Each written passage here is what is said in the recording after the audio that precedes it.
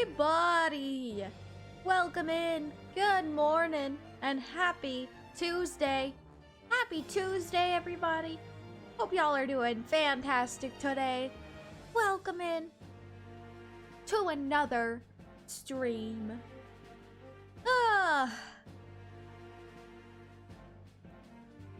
How is everybody doing on this Tuesday, whether it's morning, afternoon, evening, whatever time of day it is for you? I hope that you're having a fantastic day. Hey, Mega Rock, Caesar, Beat, Metal Spider, Squid James, Grima, Maddie, Frog Owls. Welcome in, everybody. Hope y'all are doing well today. Good to see you. Yes, I know. It's been a while, Caesar, but it's good to see you. Hope that you're doing well. Yes, I heard James Earl Jones passed away yesterday. May he rest in peace. Great voice actor, great actor in general. Great man. He lost a great man yesterday. May he rest in peace.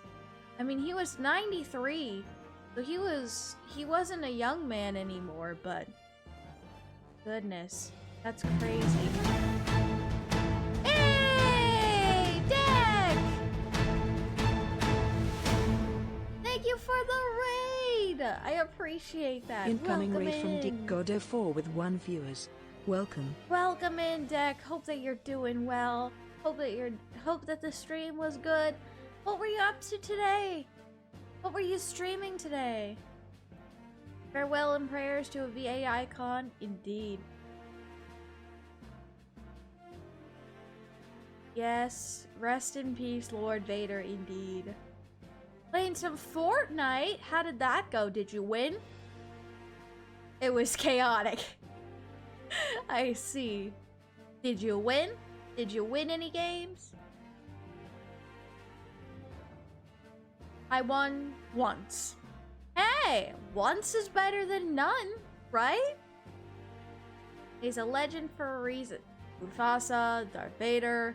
There's a reason his voice is iconic. I know. I know.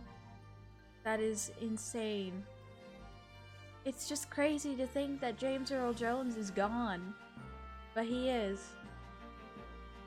But he will not be forgotten. He will never be forgotten. He will always be a legend. Anyway, I'm here to chill with you guys now. Thank you for stopping by and being chilling with us, Deck. Glad to hear that the Fortnite was good, even though it was chaotic. Welcome to the stream, and I hope that you enjoy your time here. Darth Vader is my all-time favorite Star Wars character. Yeah. I mean, Darth Vader is such a complicated character, so perfectly understandable. There's some tension in the air right now due to lots of things, but I'm gonna let it go and move on and just hope for a good day. I know that there's a lot of things going on due to a variety of different things, but I hope that we can just chill and relax and have a good stream today. Pre-order for the game has been done 2 days ago. Nice. I'll be jumping off the stream for today. May the force be with you, boss, and sorry I won't see more of GAA. No worries, Squid James. Go do what you gotta do. I hope that you have a great rest of your day. Stay sharp. I like complicated characters. I do too. Complicated characters are the best. I like the characters that aren't exactly morally good or morally bad. They're kind of complicated, and they're on one side or the other for their own reasons.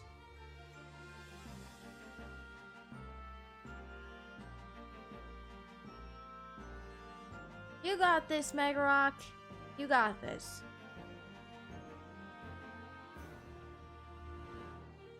Ugh, I gotta stretch out my neck.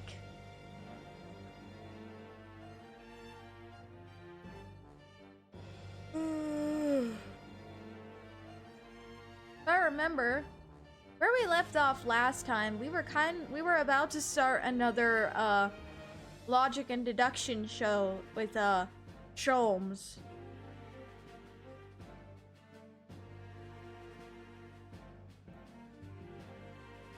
That's awesome, Maddie, and I hope that you will enjoy that when that comes out. These last few months have been the worst, not gonna lie, so I just wanted to come to the server and spread some positivity to everyone here. I appreciate that, Caesar. I'm glad that you can spread some positivity, and I hope that things will get better. Sorry that the last couple of months haven't been good for you, but I hope that continuing to move forward will help you find a better place. Like a better headspace, I mean. Ugh. Words are hard. No, it's okay, Caesar. It's all good. All good.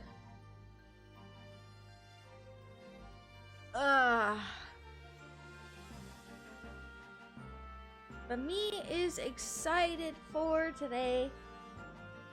We are going to continue on with our adventure in the Great Ace Attorney. Sorry, I just needed to stretch out my neck a little bit. Also, as you can hear, my nose is a little stuffy. So I apologize if I sneeze or just sound really strange a little bit during the stream, but that's why. Anyways, with that out of the way, let's go ahead and get into the game. Alright, and here we are. Sorry, you know the usual. I got a bop.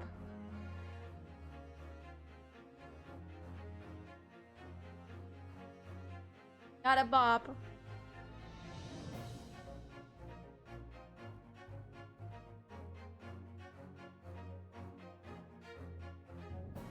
Music is so dang good. That first part there is always just have to bop my head to it.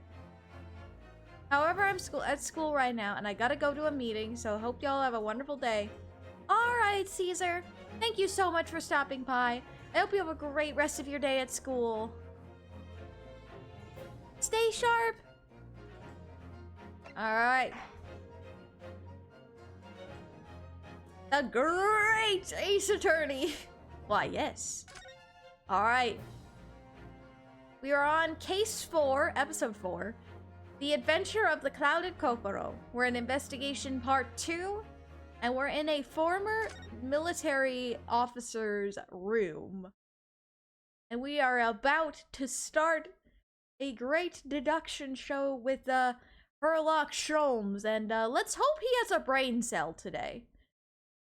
Will Sholmes have the brain cell today? Only time will tell. So let's see how this logic and reasoning plays out. Here we go.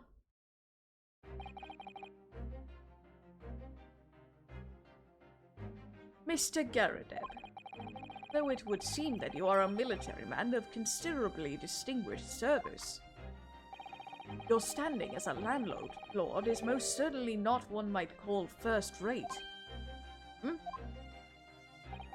I'm afraid, sir, that it is all too clear to me. There are two conclusions I've been able to draw by careful observation of your living arrangements. I beg your pardon? The first is that even as we speak, you are concealing the presence of a ferocious beast in your care. Hey! Uh-oh! A ferocious beast? What kind of ferocious beast there, Sholmes? I hope it's not a danger noodle like it was the last time. And the second is that as a result of the beast's violent rampage, you have lost something very dear to you. Mr. Naruto, look! The old man's broken out into a cold sweat. Unbelievably, it seems Mr. Sholmes' conclusions are both spot on. For now. For now, they're both spot on. As long as... Yeah, for now, we'll just have to see. How? How could you possibly? How could I possibly know, you mean to inquire? The answer couldn't be simpler, sir. For in the dense jungle of logic and reasoning, I am the king of beasts. Ah! And I know only too well that wild beasts are not easily tamed. So, shall we begin? Once again, Sherlock Holmes is proud to present his Logic and Reasoning Spectacular. Alright, here we go. Nature of the beast. Here we go. It certainly shouldn't take a great detective to see that a fearsome beast has been on the rampage of late within these four walls. Thus we are faced with the question, what form might this beast take? Ah, for a man with a military breeding, your eyes are uncommonly candid.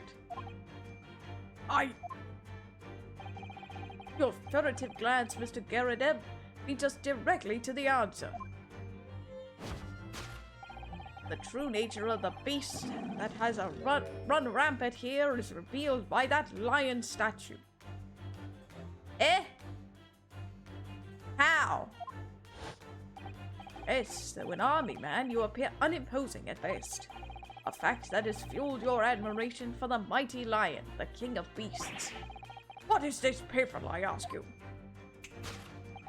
In the end, your admiration became so great, in fact, that you had a living, breathing specimen shipped from India, which you tried to keep in this very house.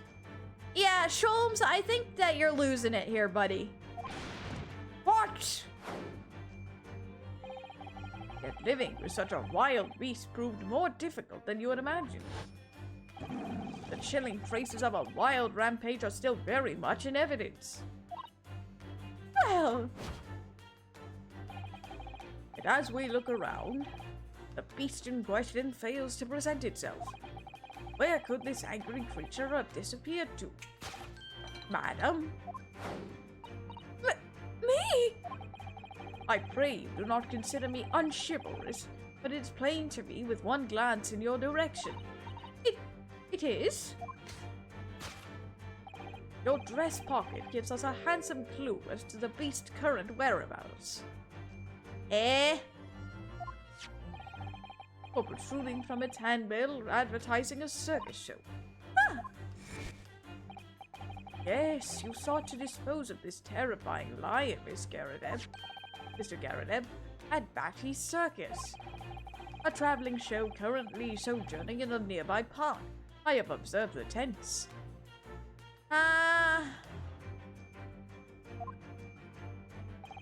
You sold the savage lion, sir, to the circus troupe. I most certainly did not. I believe I made my point. The fearsome beast which ran amok in this room was an Indian lion. Yeah, no, Sholmes, I think you lost the plot. And a simple visit to the circus now will reveal the lion prancing jubilantly through a ring of fire. Yeah. Yeah, I think we lost the plot. I see Sholmes is at it again. At least I got food for this nonsense. Yes. Well, food is good. Now, Mr. Garradeb, it is plainly clear that you still have deep feelings for this formidable beast. Indeed, in that light glows the distress this loss has caused you is veritably tangible. Your head weighs heavy on your shoulders, the pain you feel being revealed by that supported arm. Huh? think he lost it when he was hanging on walls and peeking out of windows. Fair enough, Deck. Amidst fits of tears, you let your beloved beast go. The strain of losing something so dear to you is clearly visible in your visage. Nonsense, man. I simply... And what we must now ask ourselves is the true cause of this pain. And we need only follow the direction of your gaze to find the answer. Yes, it's this pile of bills that has given rise to the pain you suffer. Every envelope contains another demand for payment.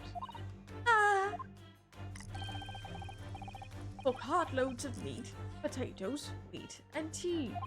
Indeed, feeding your beloved has had a devastating impact on the financial circumstances of your household. Oh my goodness! And look who has joined us in chat! Mr. Herlock Sholmes has joined us in chat. Hello! You came in at the perfect time. My day is good. I hope that your day is going well, Sholmes. I hope that your day... I don't know if I should call... I'm probably gonna call you Mr. Herlock so that I don't confuse... myself with, with what's going on in chat at the moment. Oh, goodness. But how are you doing, Mr. Herlock? I hope that you are doing well today. Welcome into the stream.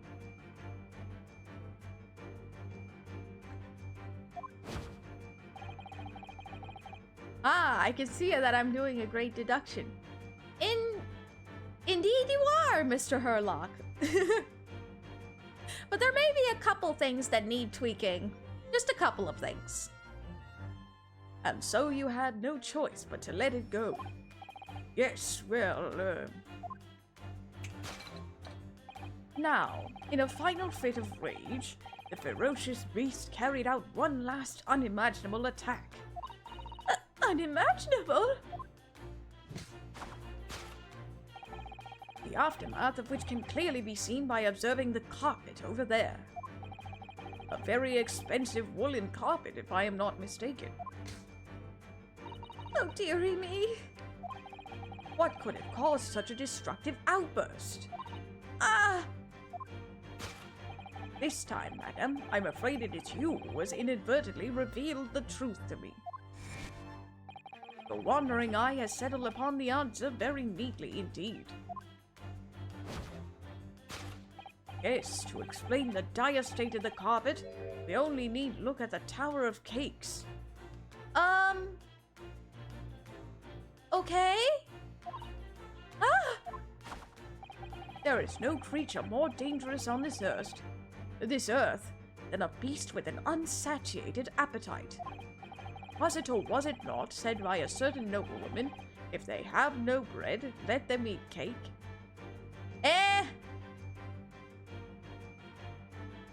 Why are we talking, Marie Antoinette here? Huh? Food is at the heart of all tragedy, in fact. Whatever do you mean? Having tired of the taste of cake, the beast began to stalk its next prey. I'm sure I need not spell out the nature of this final act of destruction carried out by the beast. There was only one logical conclusion. Worked into a frenzy by hunger, the lion attacked and ate the carpet. The teeth marks in the carpet are a perfect match with those of a lion I once saw in India.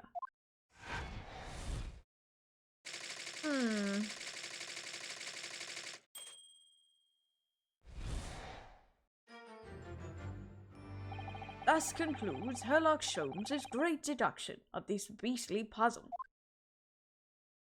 Uh-huh.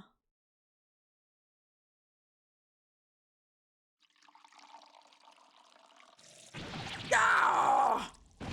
What is the matter with you, Joan? You're pouring scalding hot tea all over me. Oh, I'm sorry, Mr. Garrett. I'm afraid I didn't notice.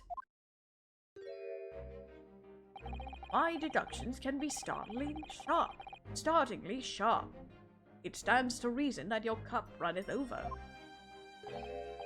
Indeed, my revelations can make people spill tears at times too. Oh. Mr. Sholmes, sorry to butt in again, but could I make an observation? Why, certainly, Mr. Naruhodo. What is it again? Well, your deductions just now. You really think a lion could have fit inside a room of this size? Indeed, it is the only explanation for the facts. The terrifyingly truth all too often lies beyond the realm of common sense. But wouldn't it be an idea to consider what lies inside the realm of common sense as well? Yeah. Did you catch any of that? I'm kind of lost as his deductions have lots of holes. And we're about to fill in those holes, don't worry. But if an uncaged lion had run amok in this very room, surely Mr. Garadeb and his maid would have been hurt. Or worse. Ah, that's where you are stuck. No doubt the former military man held his own against the beast using that large cannon.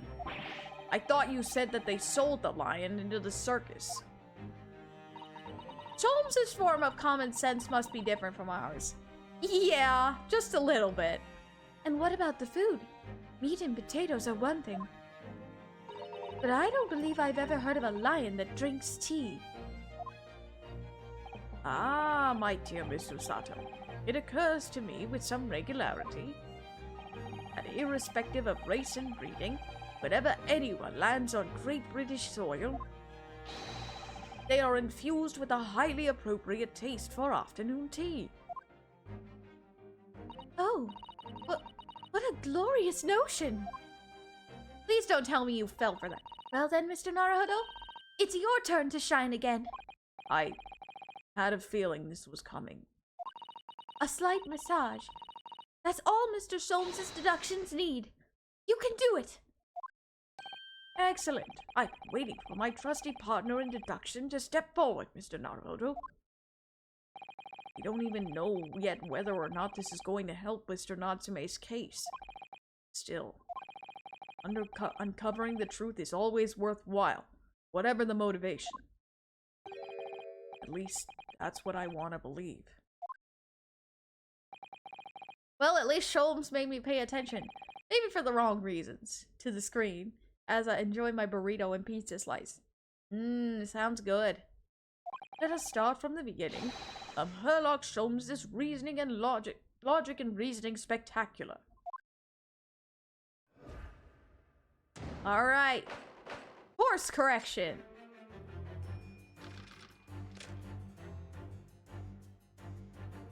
Here we go. It certainly shouldn't take a great detective to see that a fearsome beast has been on the rampage of late within these four walls. Thus we are faced with the question, what form might this beast take? Ah, for a man with a military breeding, your eyes are uncommonly candid. Your furtive glance, Mr. Garadeb, leads us directly to the answer. The true nature of the beast that has run rampant here is revealed by that lion statue. Nope. I really didn't see the lion thing coming. No, but if you observe Mr. Garadeb's reaction, it rather seems as though some beast did run amok here in this room. Yes, something with a very fierce nature. But it couldn't have been a lion transported from India. So what was it then? We must follow Mr. Garadeb's gaze. That will lead us to the answer. Oh, hold on.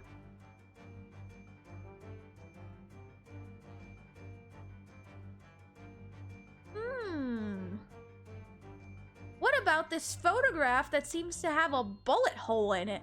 Huh?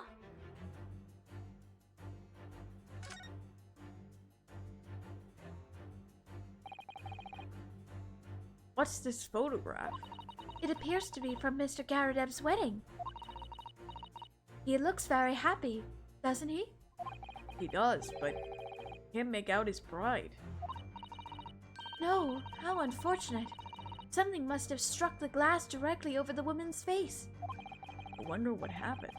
Probably best not to delve too deeply there.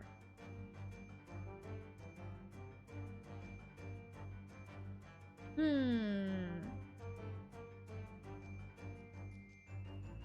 you think that this picture may have something to do with it?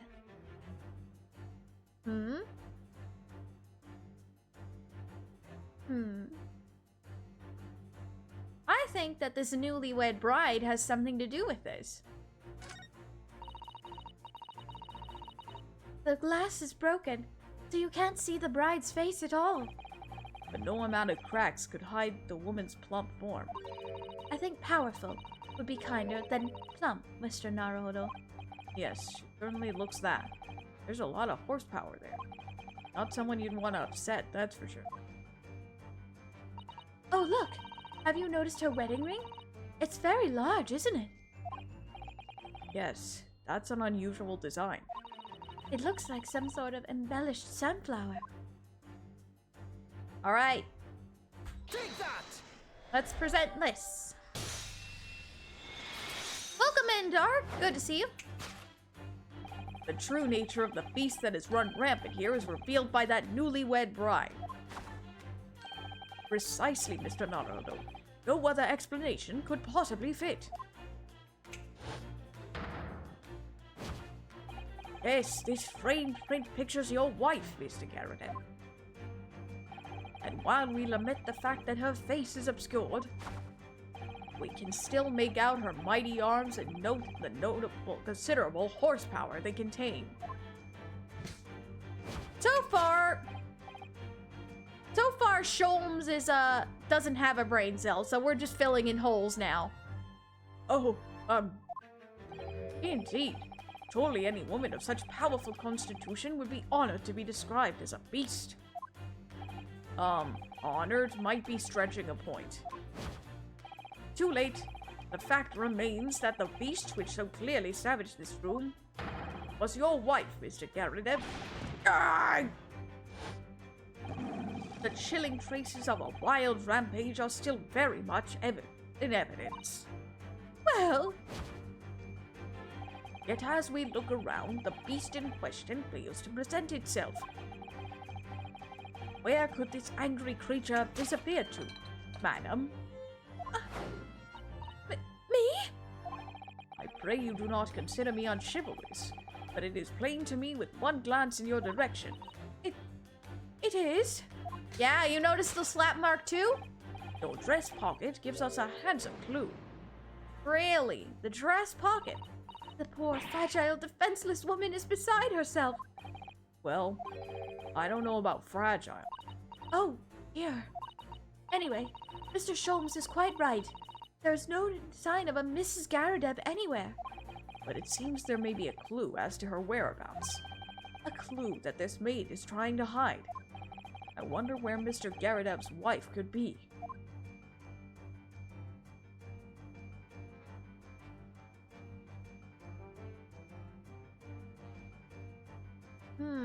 I have a theory. Wait! I knew it! I knew it! She's his wife! The reason she's not found is because she's his wife! She's wearing a very large ring, look. Oh yes, a sunflower design with some rather nice embellishments. And it's on the ring finger of her left hand. Which means it's surely a wedding ring. It looks like it's on there for life, too. I can't imagine it would slide off of a finger that size. That's something to think, Mr. Naruto, not to say. Do you know Mr. Garadeb's wife in the photograph had a ring very much like this one? It was a large sunflower design as well. Really? You have great memory for these things. Yep.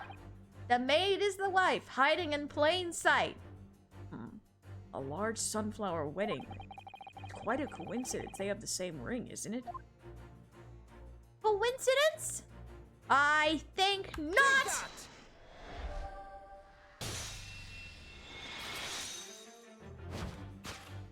Your wedding ring gives us a handsome clue as to the beast's current whereabouts.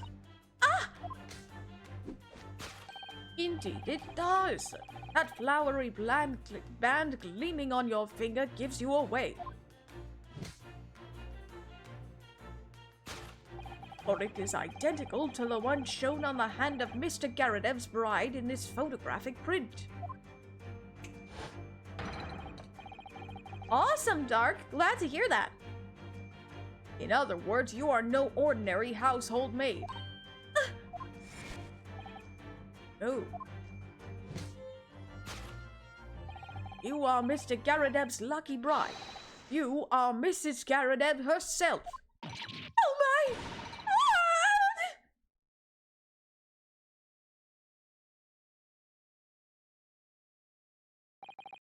Well, jolly fine detecting, sir. As you rightly surmised, this is my wife. Yes, my Joan. Rather let herself go, you might say, but she was a bally corker back. It would appear that you don't live in the most comfortable of circumstances. After all, you are a retired army man, yet you are in the business of renting out rooms. I would assume, therefore, you have insufficient means to employ a maid. Would that be correct? It's not right, I tell you. I was second lieutenant of the 3rd Regiment. A man has his pride, don't you know? By golly, it's a sorry thing when a chap can't even afford to have a single maid in his employ. Yes, here in London, one is rather judged. A household cannot be considered worthy of society if it employs no staff at all. Though in my considered opinion, such concerns about appearances are folly. You mean Mr. Garadev has his wife work as his maid? Precisely. Am I right, Mr. Garadev? Only in company, of course. But listen here. This must remain a secret. Tip-top secret. Please. Alright, the raging wife of Mr. Garadev.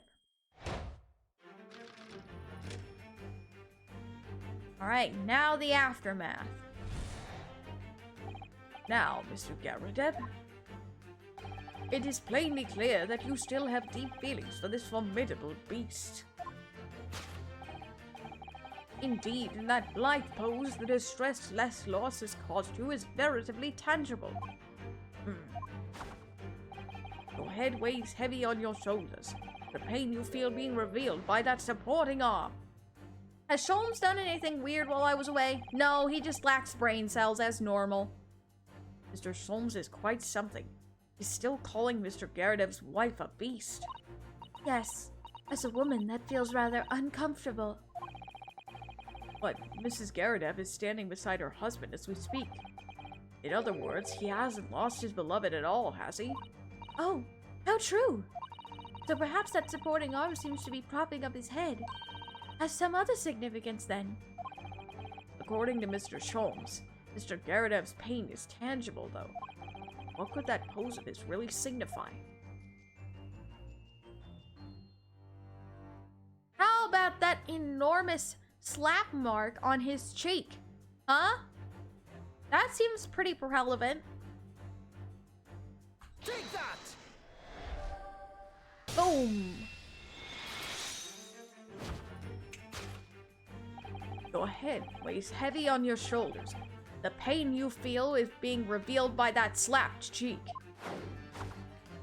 And of course, the deliverer of that impressive mark on your cheek that refuses to fade. Was you, Madame Joan Garadev? Well, yes. You have been desperate to hide the slap mark on your cheek, sir. Ah! Hello everyone, 'tis Ash. Hey! And now it is plug time. If you're enjoying the stream, make sure to leave a follow and check out Lady Arya's ASMR YouTube channel. You can also type !merch and Throne to support our boss Angel even more. You can also use Twitch Prime to give a Prime sub once per month to your favorite streamers. Please consider following Lady Arya's new YouTube channel so you're always caught up with the Link VODs. 1012334 Alright, joins Ash the away. guild. Enjoy the stream, Shade Slayers.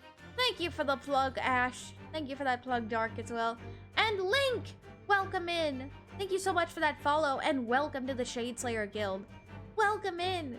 Good to meet you. Welcome to the chat. Hope that you're doing well today, Link.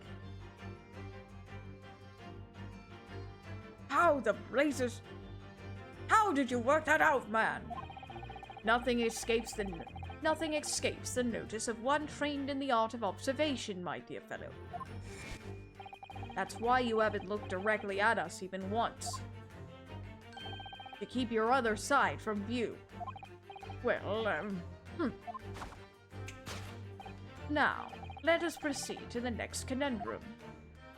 Why were you subjected to such a violent slap? In other words, we must ask ourselves what caused Madame Garrideb to fly into a rage. And we need only follow the direction of your gaze to find the answer.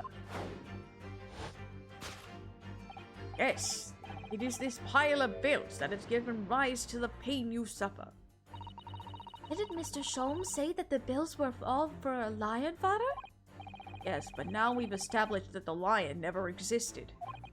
Which can only mean that the thing responsible for gobbling up all that food was Mr. Garrideb's wife. Mr. Naruto, she's a person, not a thing. Yes, well, she's also a person who gave her husband a mighty slap around the face. One so hard that it left a perfect hand mark, in fact. Yes, but why would a woman want to hit her husband with such force, I wonder? I'd love to know the answer to that question. Oh, hold on. I see. There's a bookmark with a kiss mark on it. Ooh, I wonder. Ah, someone must be reading this book at the moment. There's a bookmark here, too. Mr. Garrideb is clearly an avid reader. Oh, wait a minute. I don't think this is a bookmark. Oh no! So it isn't! It's a note, written in a woman's hand. Oh, James, I love you. Yours, Mary. And look next to the signature here. Lip marks, made with lipstick! Oh, what a passionate and romantic gesture! Don't get any ideas, Susato-san. Oh dear, I'm sorry. So this bookmark is actually a love note, then.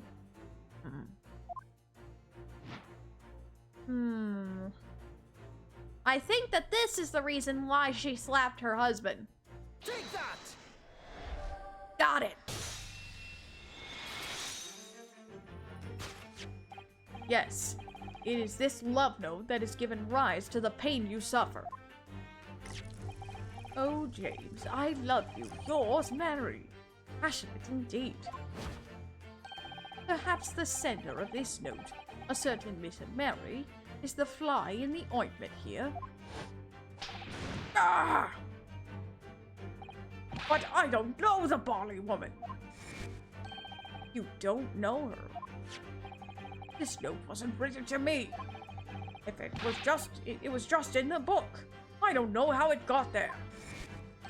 It was just in there, you say? That's right. That's what I've been saying. Ah!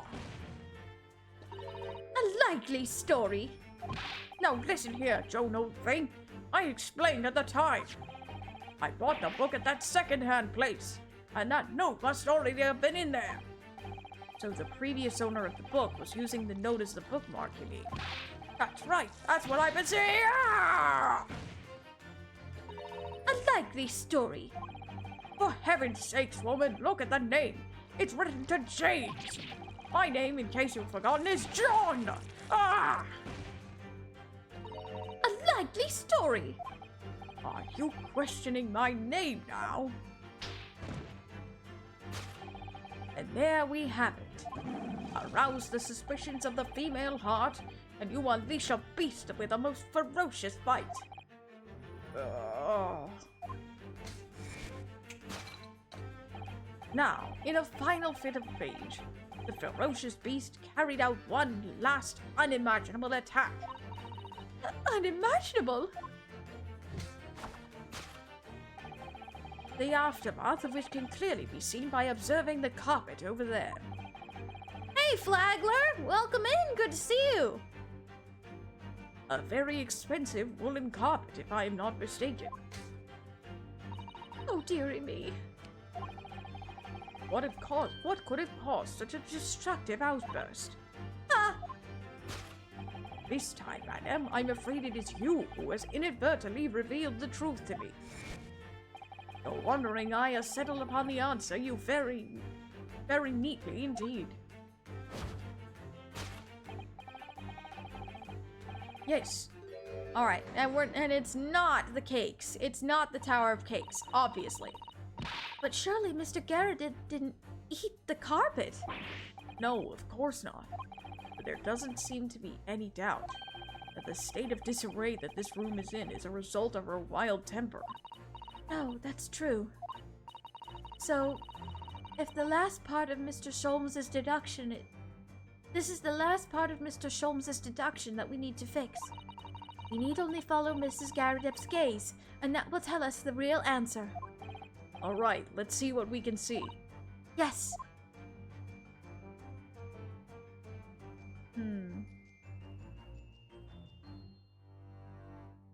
Ah, we can move the camera. We can only move it this way, huh?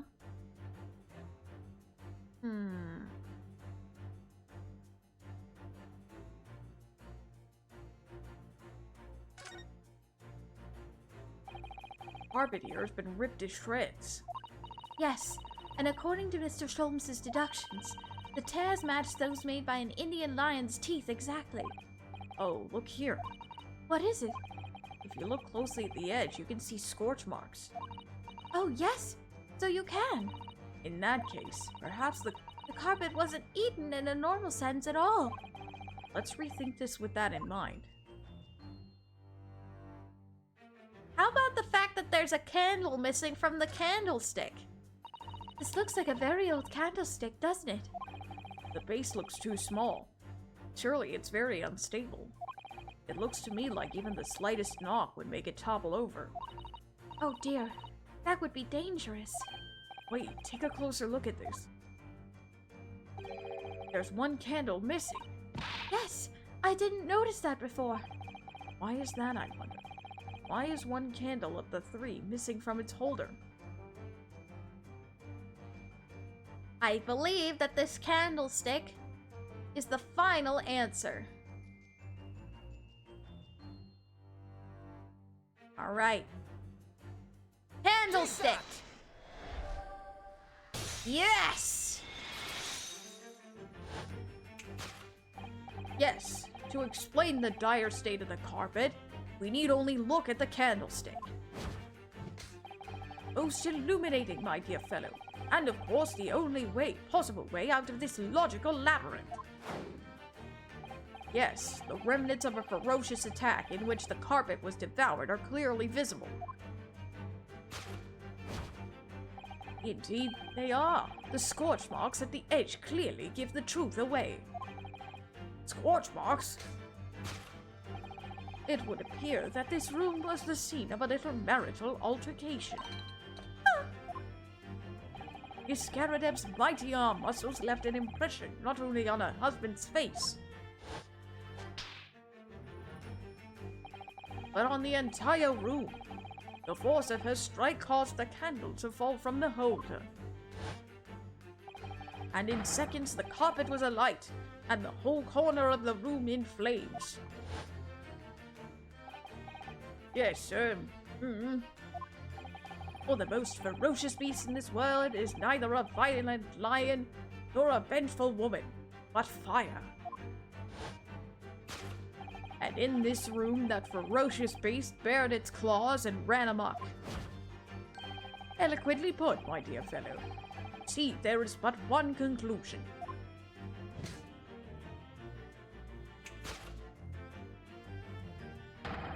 After the sparks of marital discord flew, this room was the scene of a fire.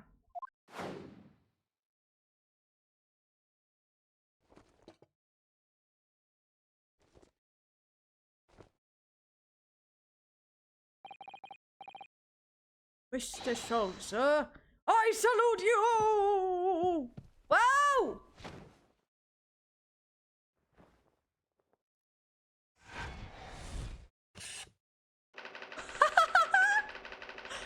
Okay. That's a strong woman there. Deduction complete.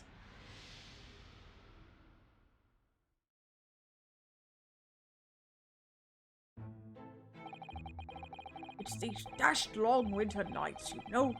Nothing to do but read in front of the fire. Luckily, there's a jolly good second-hand bookshop just around the corner. Buy all my old novels there. And in the pages of one particular novel, you discovered some rather illicit material. For which your wife admonished you I'm harshly, it thirsty. seems. Thank you for the hydrate. And the stretch.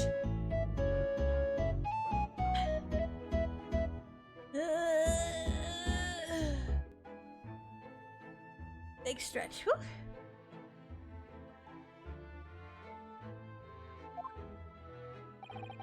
Don't know about it much. Demolished might be closer to the mark. That beast is most certainly an apt to... Ah! Here we go again. And the carpet? That destroyed by fire when a candle fell on the floor?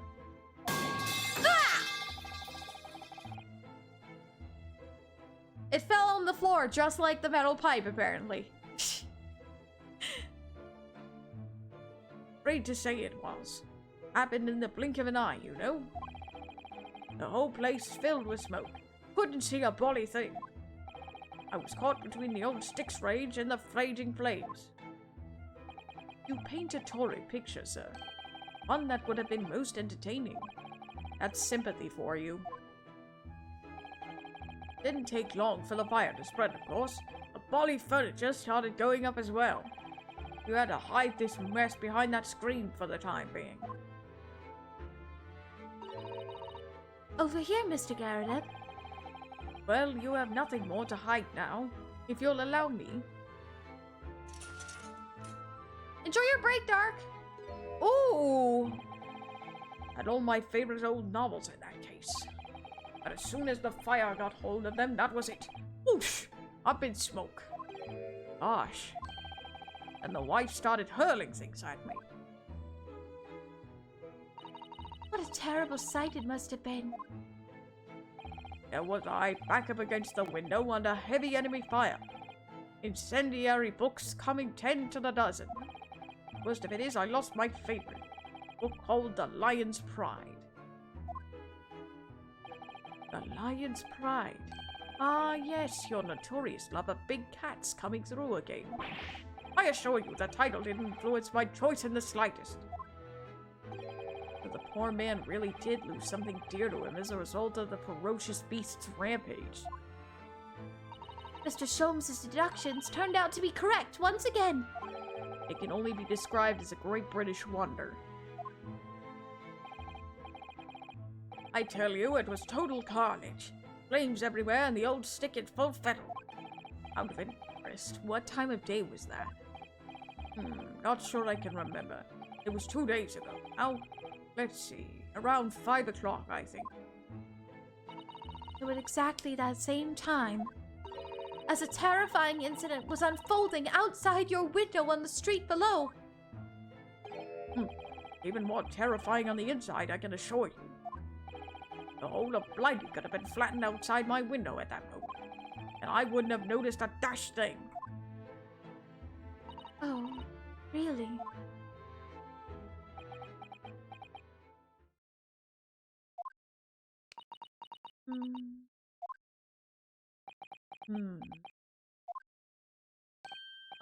Mr. Sholmes. Yes, Mr. Naruto. What can I do for you? Well, I think we've got to the bottom of Mr. Garrett's situation now. But what does it have to do with Mr. Natsume's circumstances? I can't help you there, I'm afraid. What? My dear fellow, if you recall, I did say as much from the outset. I warned you that although I knew the retired army man to be hiding something, I could not be sure whether his secret would prove to be of relevance or not. I just knew you were going to say that. Ha ha ha ha ha ha ha. Now, Mr. Naruto, you mustn't lose heart. Bear in mind that all things fall into only one of two categories, those relevant to the case and those not. That makes no sense to me. Well, no matter. It is of far greater importance that you make up your mind now. Sorry. Visiting hours at the prison will soon be over. Oh, is it that time already? If we are to accept Mr. Natsume's case, we have official paperwork to attend to. So that's it. No more time to think. Perhaps you'd like to betake yourselves to bidding us farewell now? I must prepare supper for Mr. Garadeb. Oh, yes. I'm so sorry. Thank you both very much for your time. Seki-san will be waiting for us. I'm going to have to give him an answer. Alright, let's move to the prison. They say that, but who knows? Maybe it will be related in some way. Stranger things have happened in other games. Fair enough. That is true. Very, very true.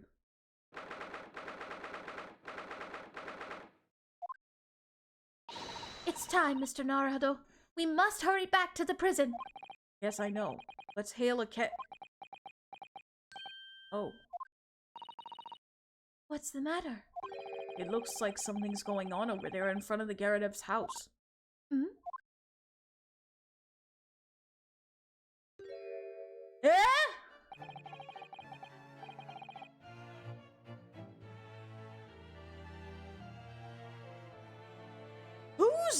Who's this gaudy looking man? Hello?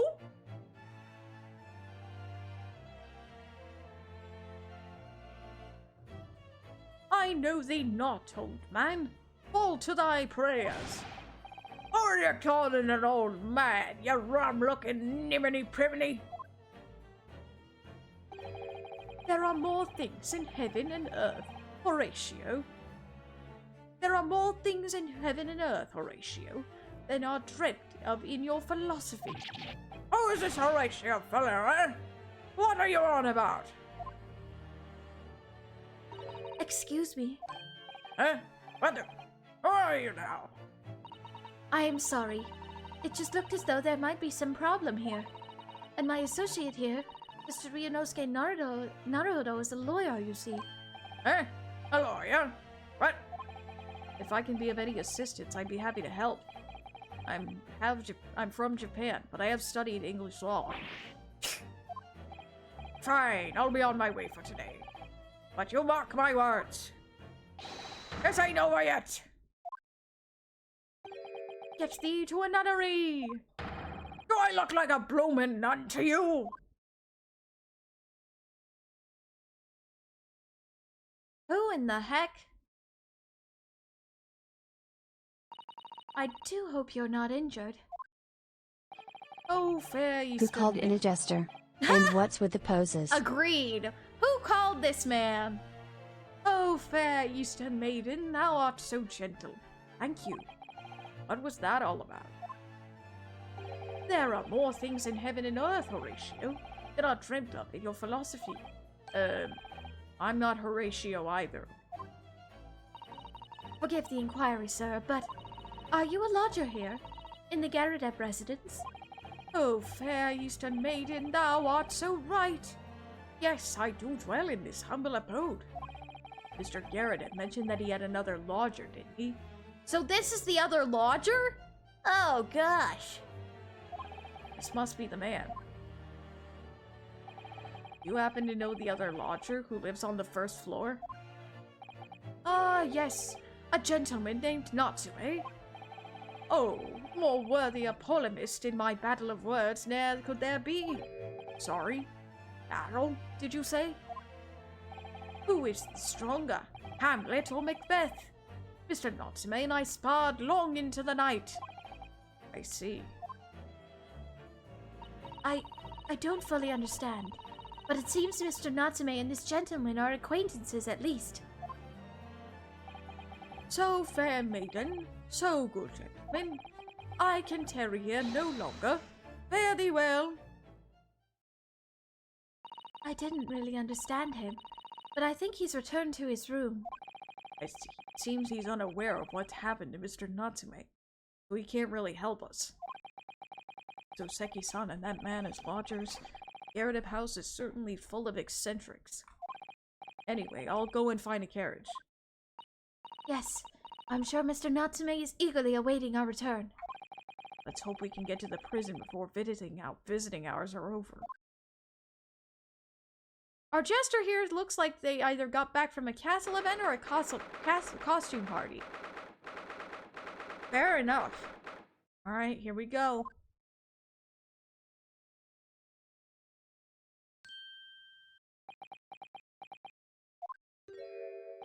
Oh, it's you. You're here. You came. Lockham student Mr. Naruto Esquire. I can't believe you came back. I'm so touched. We are sorry to have kept you waiting, Mr. Natsume. Oh no, think nothing of it. Relax. If I were a cat, I would purr with pleasure at the company of such fine compatriots. Noble, nurturing, never failing Nipponese! And these poses again. Oh, now let's not get carried away. Huh? Oh, I quite agree. Huh? Who be this? On the other hand, Oh, it's Sholmes! I was like, wait a minute, who is this? Who is this? I was like, wait a minute, who be this? It's Sholmes, okay. Hi, buddy. Where did you come from? it is through friendship transcending international borders that one truly appreciates the fact. Such is my belief, at least. It's you! The miserable, rotten spy! Airlock Sholmes! Mr. Sholmes, what are you doing here? I have no intention of doing anything per se, save observing, of course. Whatever do you mean, Mr. Sholmes? Well, having encountered some curious reading material in that gloomful room, and having unmasked the secret identity of that eccentric pair, I decided I should drop in on my way home to see how our divested friend is faring. Room for room? At least your accommodation here offers a window, my dear fellow. In that sense, it is the superior option. Anyway, I must commend you on your taste in books. My day has been a delight and cost me not a penny. Ah, you! How dare you, Airlock Sholmes!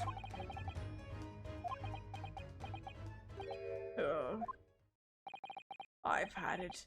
I'm through. I'm at the end of my rope. I should never have come to Great Britain. It was a terrible mistake. Haunted by spirits in those accursed lodgings. No doubt my luck will be cursed in tomorrow's trial as well. My whole life is bedamned! What are you thinking, Mr. Naruto? He mentioned that once before, didn't he? That his lodgings were cursed, I mean. And there is much truth in Mr. Mustache's words. What? Cursed is a wholly appropriate description, I would say. For the man's lodgings, and indeed for tomorrow's trial. What's that supposed to mean?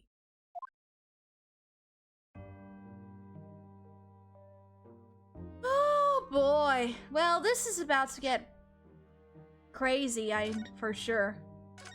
Alright. Let me go ahead and take a break real quick.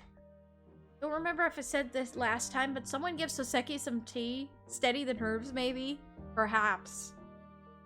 Alrighty. I will be right back. Don't go anywhere, everybody. I will return shortly. BRB! Oh no, this might be that rare encounter where the room completely fills with shadows and then you have to oh, never mind, I got a potion. Yay! Oh, perfect. Oh, yeah, it is. Ouch. I need to get out of here. I am not high enough level for these. Ow, ow, ow. All I think about is D, Luke. Not Vagina. I'm sorry. Please, no. I'm sorry. That was so mean. I'm so sorry. Gosh, why would you do that to me? I'm so sorry. Poor Lilia. Oh no. Oh, that's such a pretty name too. Gosh darn it, what have I done? Times, but it is really, really good experience. It's a wholesome community, and we hope that you're having a good time. That villain Arya voice, though. What? Is there something wrong with it? Oh. That hit me in the heart, lol. Oh, really? 1 and 2 from Sunhaven. A joke about a steak is rare, but this one is well done. Oh!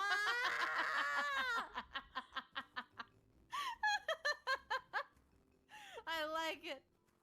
I like it. Wow. Nice. Well played. They're gonna purposely try to prevent my story progress. No, not purpose. No! Ooh! That was close. That's why you have to be careful, because those things will push you off like nobody's business. Ow. No!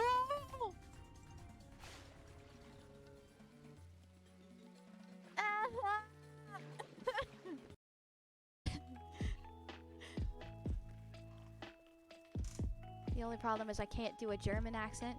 German accent is hard. It's very harsh. Can be very harsh, but you have to do it correctly, otherwise it sounds not German. What's the most beautiful song you've ever heard, boss? Ooh, that is hard. That's the part where you're gonna get beat, because I can't really say that I have a favorite song. So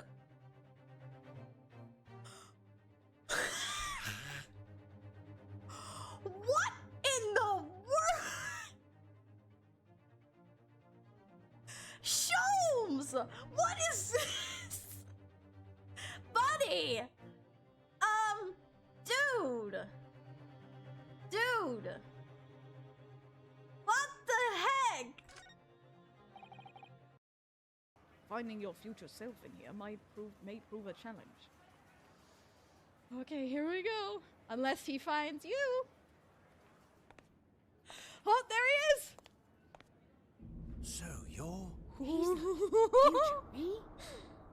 It's good to finally meet you, Professor. Hi! Or My rather, voice just I suppose I should say it's nice to see you again. It's me, Luke Triton. Hi! Hi!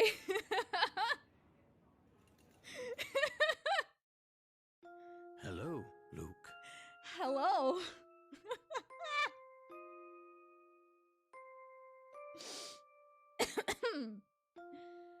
Yeah, water. That is so cute. Yes, hug the Stampa. There's a dandelion. Boop. That's not a dandelion.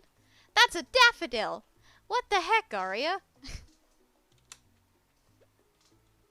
We all love Stampa. Absolutely.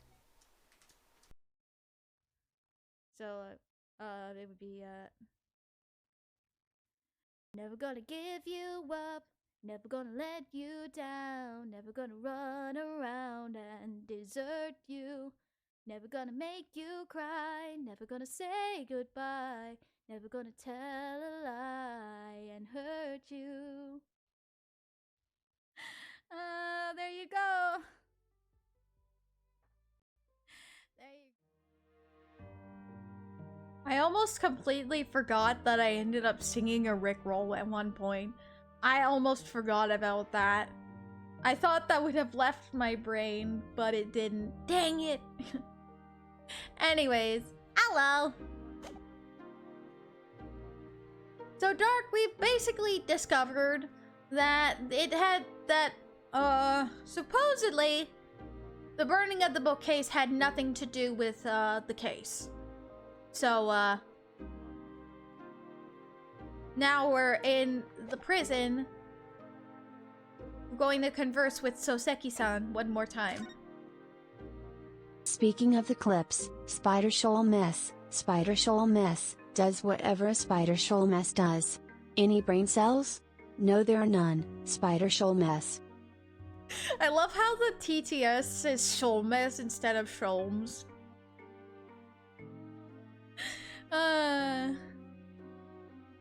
That's pretty funny. Alright. First trial. Mr. Natsume, what did you mean by what you just said now? About the trial tomorrow being cursed. Oh no, why? Why are you looking so grave? You're making me nervous. I was just getting carried away, that's all. I didn't mean anything by it. Oh, I see. That's really agitating. You don't mean this trial really is cursed somehow?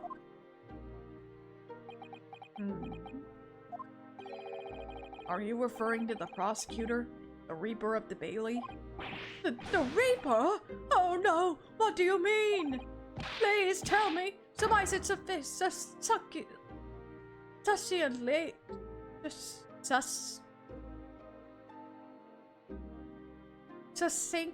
Succinctly in 16 salient words. No defendant has ever survived a trial in which the Reaper stands for prosecution. Ever. I'm thirsty. Thank you for the hydrate.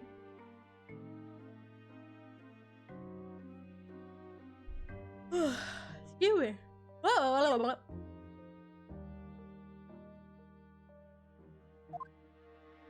Oh my goodness, can it really be true?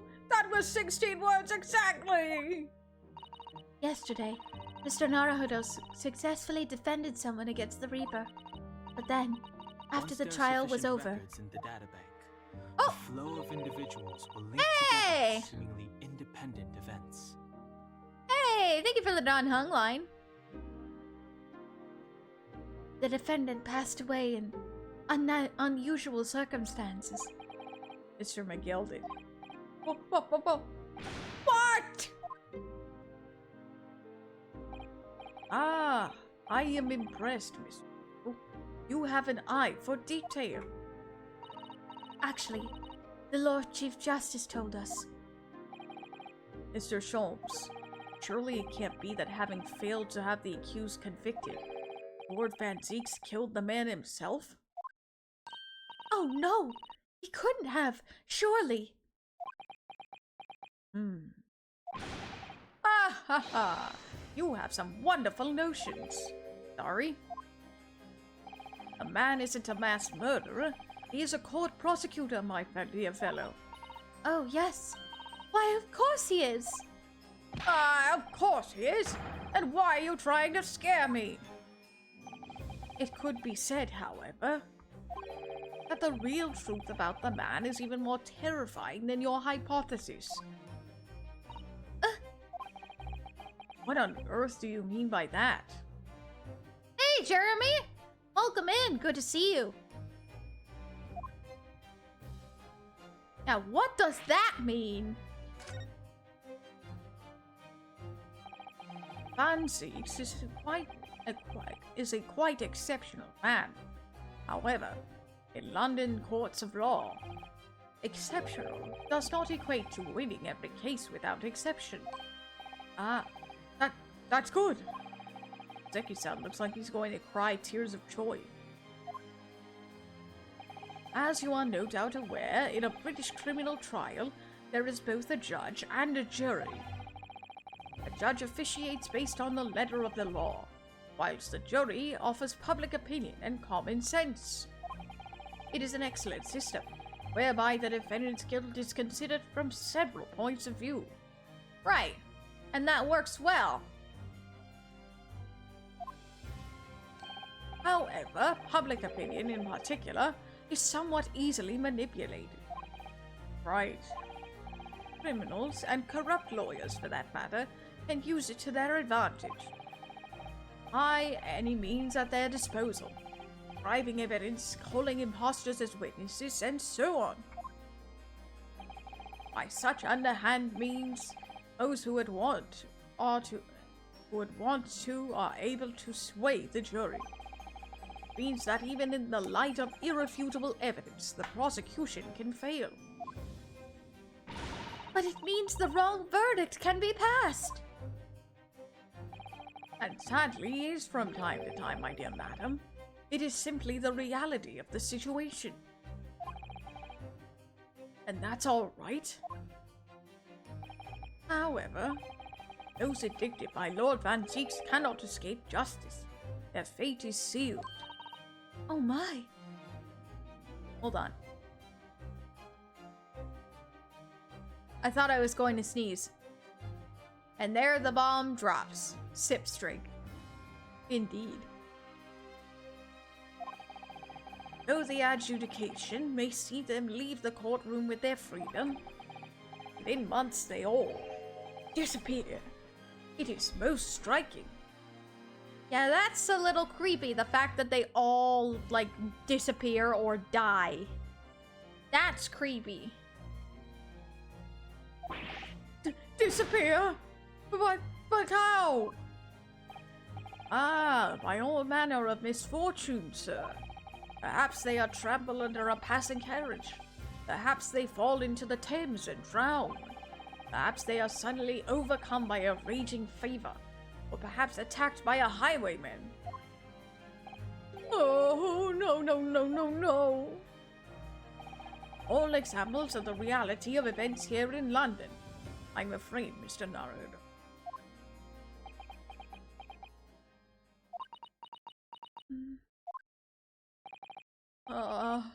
I knew it. I'm dead, Dodo, done for, doomed! Not quite yet, Mr. Natsume.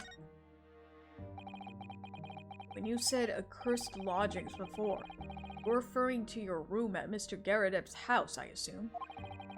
You mean to say you believe the place is cursed? It's been a year now since I came to Great Britain, but I'd only been in London a week before I started to notice strange feelings in myself. That didn't take long then. Everywhere I looked, there were foreign faces staring at me, laughing behind my back. I was sure people were talking about me. I started to become nervous about going outside. They were always staring at me, all the time, from dawn till dusk. So I shut myself away in my room, but even that didn't help. The fear wouldn't go away. You must have been very lonely, having been away from your homeland for such a long time. I've had to move a number of times, most recently to that room on Briar Road a week ago now. Yes, why did you choose there? It seems a little inconvenient. The rent is cheap. I have so little money, it appealed to me right away. Of course, I asked why it was so affordable. The landlord just simpered and said, "The room is cursed." Oops! He quickly tried to cover his mistake, but it was too late. So I told him, "If you have something to say, then say it. But if not, don't mention it in the first place." Yes, well said. But it was true. It was all true. You mean, room really is cursed then? Ever since I moved into that windowless hellhole, my sleep has been plagued with nightmares. I awake feeling as though I'm being choked to death. And in my waking hours, people are stabbed in front of me as I walk down the street. I'm branded a killer, thrown in prison. Nobody wants to know me. I'm surrounded by scary, sinister spirits! If only there was someone, just one person on my side. Can no one find it in his or her heart to believe in me? Really no one at all? Believe. Yes, to believe.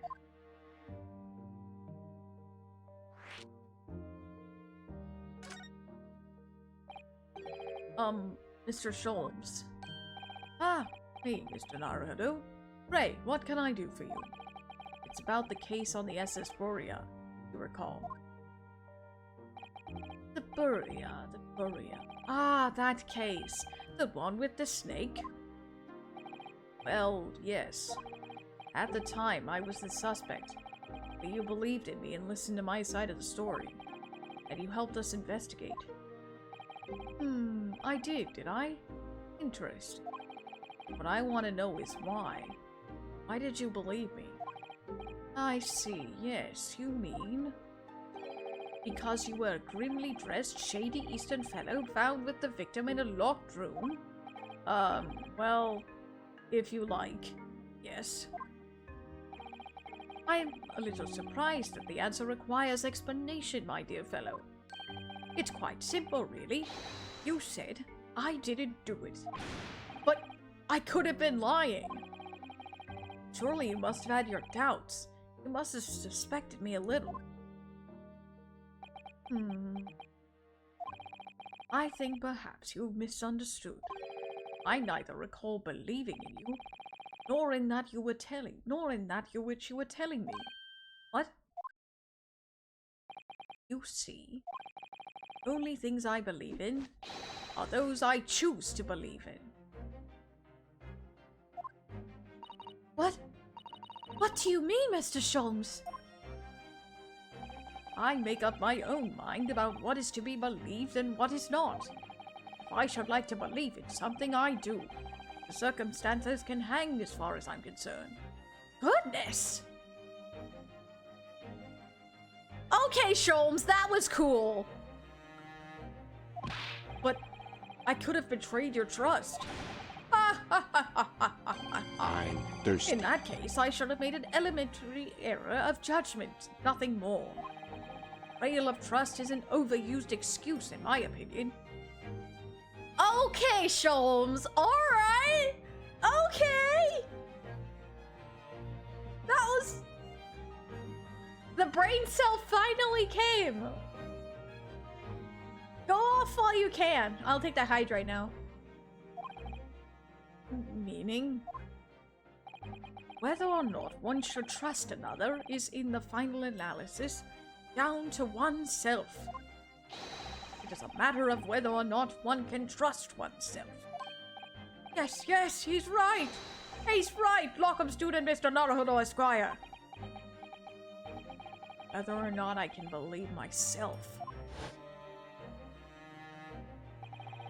A defense lawyer is only as good as his faith in his client. Ah, Kazuma! No! Why do you have to show this flashback?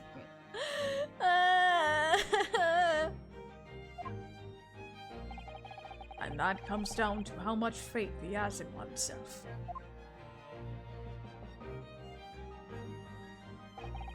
You're so right, Kazuma.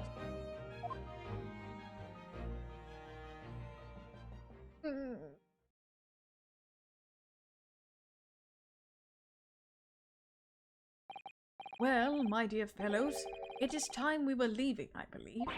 Already? Visiting hours are over. The guard will be here shortly to escort us out. There is a restaurant near here that serves excellent trout. You care to join me? Oh dear. There is never enough time, is there?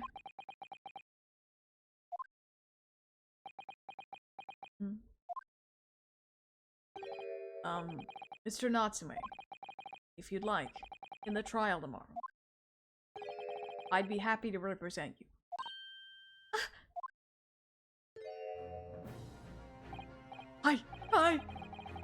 welcome student Mr. Naruhodo Esquire.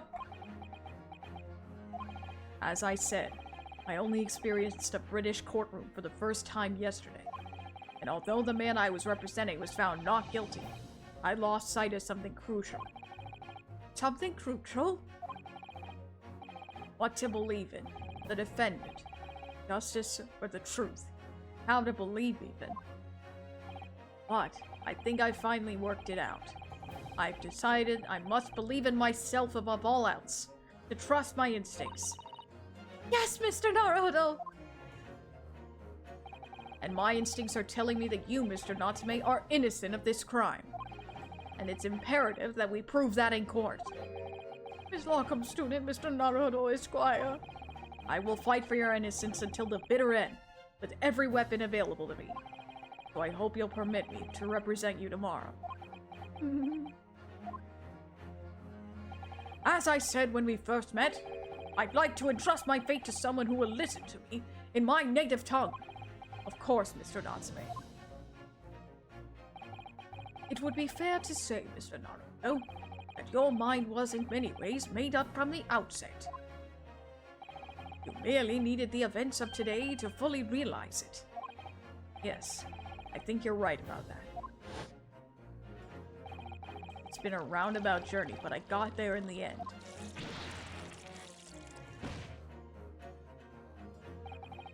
Miss Susato, Yes? would you be willing to stand by my side tomorrow and help me in court? Absolutely! As I said this morning, you may consider me your personal judicial assistant.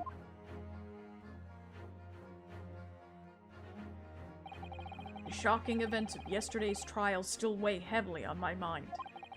But it's time to stop looking backwards. Kazuma believed in me, and Mr. Sholmes believes in me now, and Mr. Sholmes believes in me now too. So it's time. Time that I learned to believe in myself. Soseki-san has no one. He's all alone. So it's my job to help him, to fight in his corner. Tomorrow in the courtroom, with all the strength I can muster.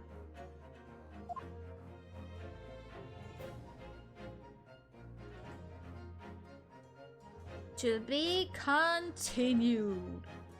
Dun, dun, dun!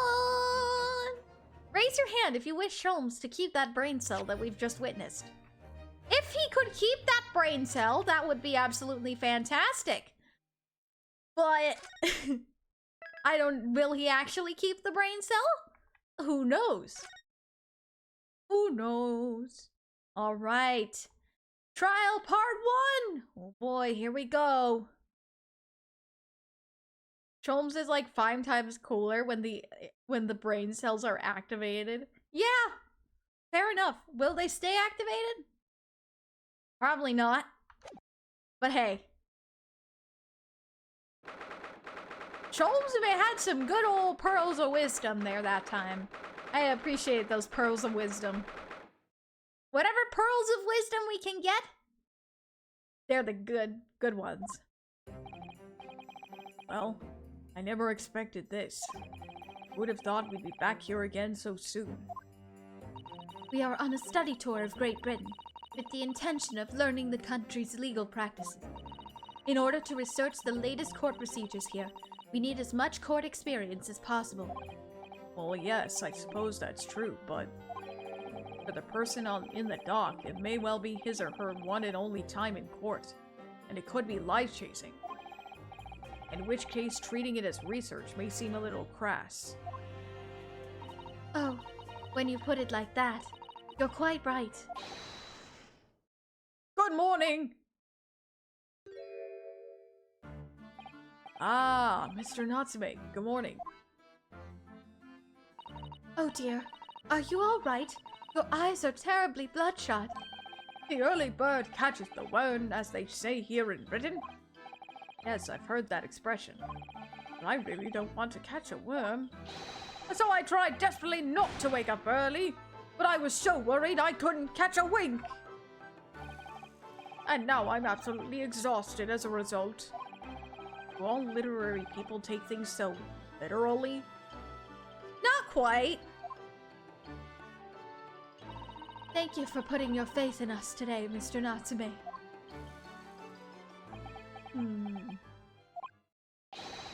I wish I had 9 lives. My whole future hangs in the balance. I'm too terrified to tremble.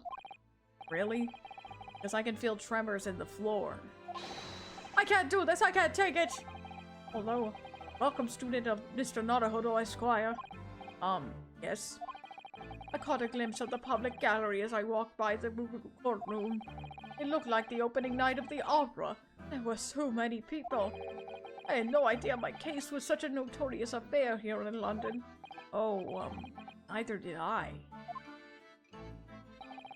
You know why that might be, Miss Susato? I'm sorry, Mr. Naruhodo, but I have no idea. So that all-knowing look on your face is just coincidence, then, is it? Don't hide the truth from me! It's because of the Reaper, isn't it? Lord Van Zeeks? Is that right, Miss Susato? I purchased as many different newspapers as I could find this morning. And yes, Lord Van Zeeks is on the front page of every one. I knew it. Sometime after the prosecutor was dubbed the Reaper of the Bailey, he stopped appearing in court, it seems. It's been several years now, in fact, until the day before yesterday. Yes. Inspector Gregson told us something similar, didn't he?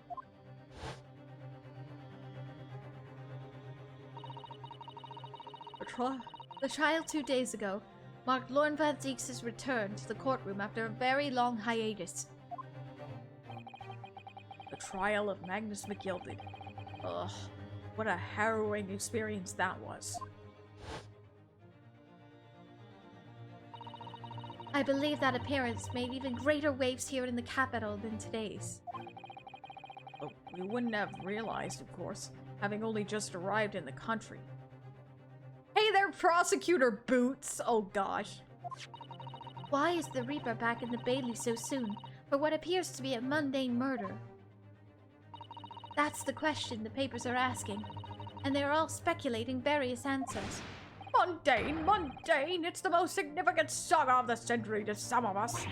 Oh dear, I mean no offense, Mr. Natsume, but that is how the papers are I describing hate to it. disappoint you, but it seems you've failed to ensnare the genuine article. Thank you for the late in line. Well, lest we also forget the fact that it could spark an international incident. Obviously, the reappearance of this infamous prosecutor has caught some people's attention. There's another blatant similarity with the trial of 2 days ago. Yes, I agree. Welcome, student Mr. Naruhodo Esquire. It's you! Me? Well, I suppose that's true. Both times it is you who stands against this legendary prosecutor. It can only mean that you're friends with the Reaper! Please. I don't rub shoulders with Deathbringers. I'm afraid that there's really only one other explanation. It can only be another example, Mr. Naruhodo, of your uncommon bad luck. Thanks for that.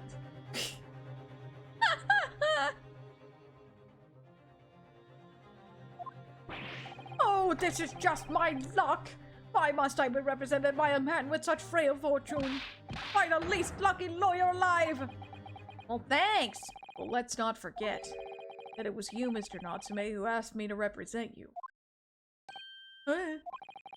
Yes, it's true that I'm just a student, new to London, little way in the experience, or skills, or luck. But I promise you this, I will fight your corner until the bitter end, and I will believe in you, Mr. Natsume. Oh, benevolent locum student, Mr. Naruhodo Esquire. You're not alone here with us, Mr. Natsume. Whatever happens, I'm we'll always thirsty. be on your side. Thank you for the hydrate. Is it just me, or do you think that the AA games have an ability of making you love a character that you previously didn't care for? Characters can grow on you pretty easily in these Ace Attorney games. I agree. Oh, benevolent non-locum assistant, Miss Mikotoba Esquires. I am in your debt! Forever! I shall never forget this great kindness for as long as I live. Mr. Natsume, counsel for the defense. The court session is about to begin. Kindly make your way into the courtroom at once. Alright then, Mr. Natsume. It's time. Let's go. Yes! Poor guy. Dunk on Ryu's misfortune, and yet you're both still here. You two chose to be near Ryu, mind you. Yeah, fair enough. This is it. My second appearance in a British courtroom. And my second trial against the Reaper. I hope you're watching over me, Kazuma. Because this time I won't let my faith waver. I'll believe in my client to the last. Just like you believed in me. I believe I can do this now. I'm ready for this fight.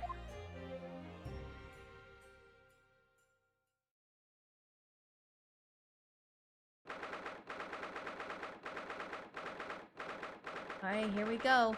The 20th of February, 10 a.m. The Old Bailey courtroom.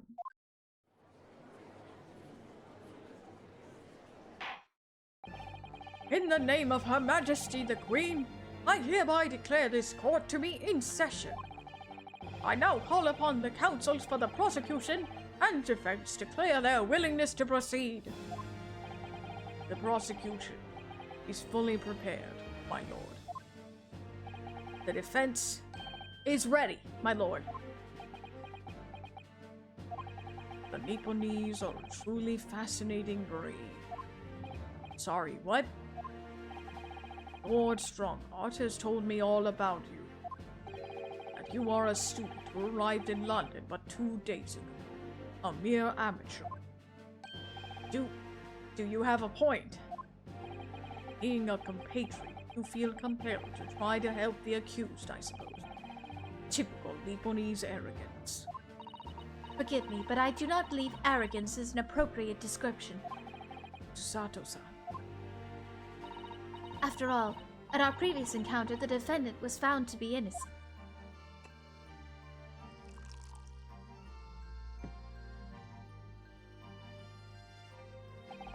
Very true, and a most fascinating if dark trial it was, too. The tragic conclusion came later, of course. Here's to the acquitted and his unfortunate violent end.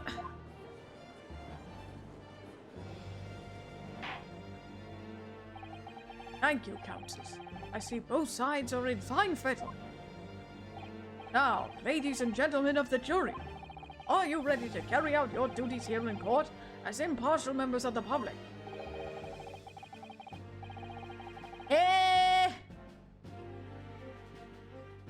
Well, the irony! Hello, Mr. Fairplay!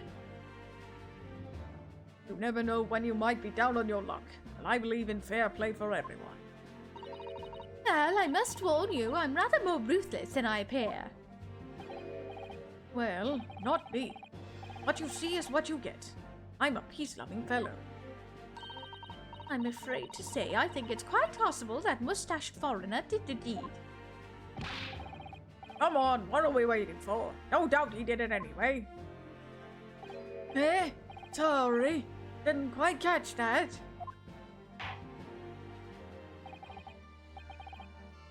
Hi, Redneck! Welcome in. I'm doing well. How about yourself? I hope you're doing fantastic today. Very well. Let us proceed. Your opening statement, if you please, Lord Van Zeeks. Very recently, Great Britain signed an alliance with the rising power in the Far East. The accused in the dock today is a student from that same land, a certain Mr. Soseki Natsume. And while our country has extended this foreign student the warmest of welcomes, regrettably, the kindness has not been returned. In fact, this student is accused of a most sinister act. Of plunging a knife into the back of an innocent woman who was doing nothing while walking down the street. I'm glad you enjoyed them, Redneck. I like the 6th juror. I want to make him some soup for some reason. And yes, the wife is one of the jurors. Boy, oh boy. Thank you for the head pats.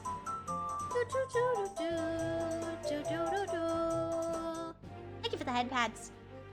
A knife crime? I tell you from bitter experience, those are the worst. Bloody oath they are. Just look at that sallow complexion and short stature. He's one of those dreadful Japanese. Come on, let's get this over with. With me now, everyone. 1, 2, 3. Eh? Sorry. Didn't quite catch that. Pray, forgive the discourtesy of smashing my hallowed chalice here in this great chamber. Allow me to call the first witness to the stand. Zeke's looks like Dracula from Castlevania, but with no beard. He does have a vampiric look about him, doesn't he? Very well. Bailiff, lead the inspector in, please.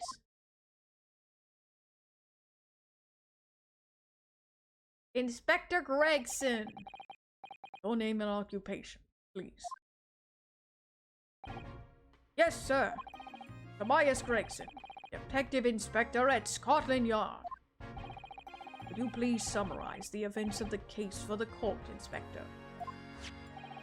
The victim is thought to be a young woman in her 20s by the name of Olive Green. I beg your pardon, Inspector. Thought to be? Yes. Having been stabbed in the back by her attacker's knife, the victim fell unconscious. That was 3 days ago now, and she's been in comatose ever since. What? So they don't even know who she is for sure? Comatose. I see. But her life is not in danger. Fortunately for the Eastern students, the charge will not be murder. Pray elaborate on the detail, Inspector. Sir, if I could ask everyone to look at this street map.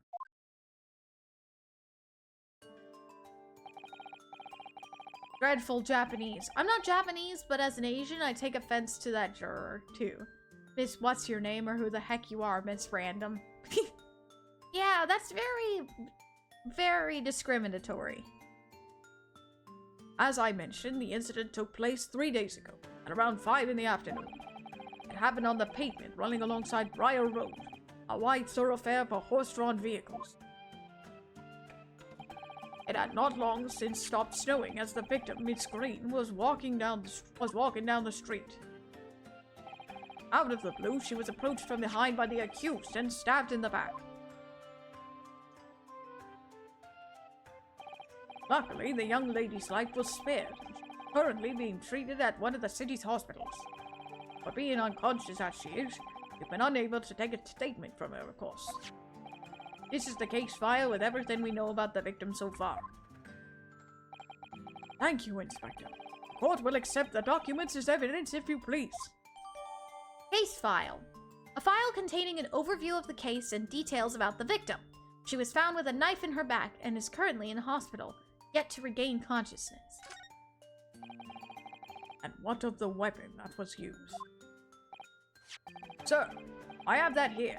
It was removed from the victim's bag. Ouch. That big thing is starting to make me scared to walk down the street now. With a heavy blade like that, almost anybody would have been able to stab that poor woman. Even the scragged-looking Soseki-san, I suppose. Yes, we're playing the prequel games to Ace Attorney. These are the ancestors. So I gotta check something real quick.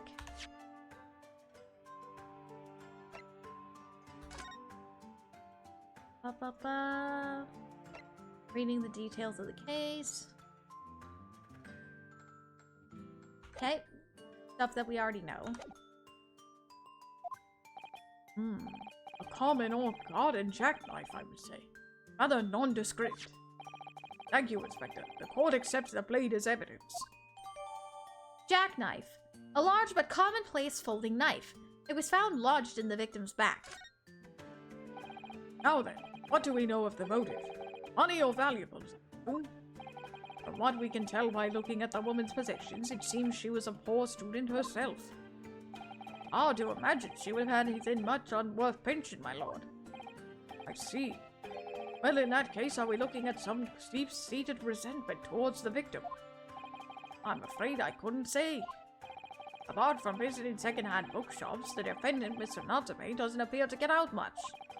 At this moment in time, we haven't been able to establish any sort of connection between him and the victim. Yes! If theft and grievance have been ruled out as the motive, what reason could Mr. Natsume possibly have had for stabbing the young woman? Yet you arrested the man in spite of that, in a totally unjustified and heavy-handed way. Objection! Wow! Just threw the bottle into the gallery. What? Why did you just throw the bottle into the gallery? Pray forgive the discourtesy of flinging a freshly uncorked bottle into the public gallery, but your words have soured its hallowed bouquet. For it is you, my learned friend, who is being heavy-handed here. What? Scotland Yard does not arrest people without good cause. That should be beyond question. Inspector Gregson, prosecution calls for your formal testimony. Explain to the court precisely why the constabulary came to arrest the Nipponese student. Yes, sir. Before we do that, I want to examine the jackknife real quick. We open it? Wow. Okay then. We can. Just throw it and clock someone in the face. Never mind the shattered glass apparently. Yeah, never mind that. Hold on, what's this? So that just folds in like that. Seems there's nothing particularly special about the knife. Okay.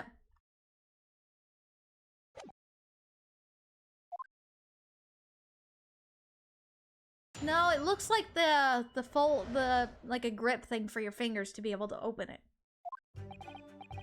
As I said, it was around 5 o'clock in the afternoon when the incident occurred, and there was an unusually light fog.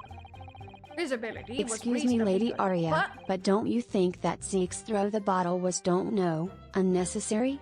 Perhaps, you know, definitely unnecessary, but, it's out of my control?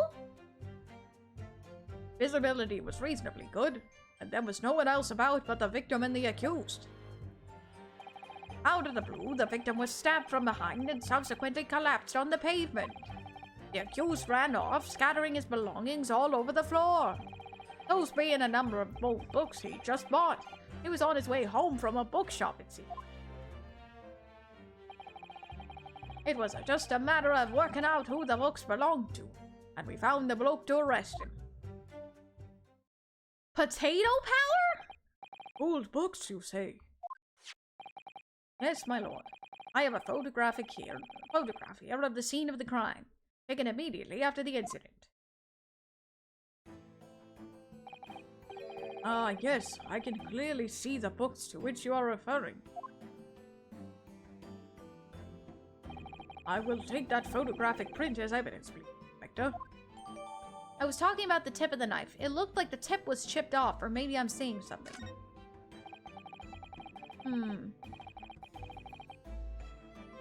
Let me check that again. I'll check it again, but I'm not entirely sure. Oh, you're right! You're right! The tip is chipped! Oh, look here, Mr. Naruto. Just at the tip. A small piece of the blade appears to be missing. You're right. Well spotted, Miss Susato. I wonder what could have happened to it. Yes. You don't think it could still be lodged in the victim, do you? Oh dear, I do hope not. That sounds terribly painful. Well, at least we now know that that exists. You Nipponese are a spineless breed, too cowardly to admit defeat.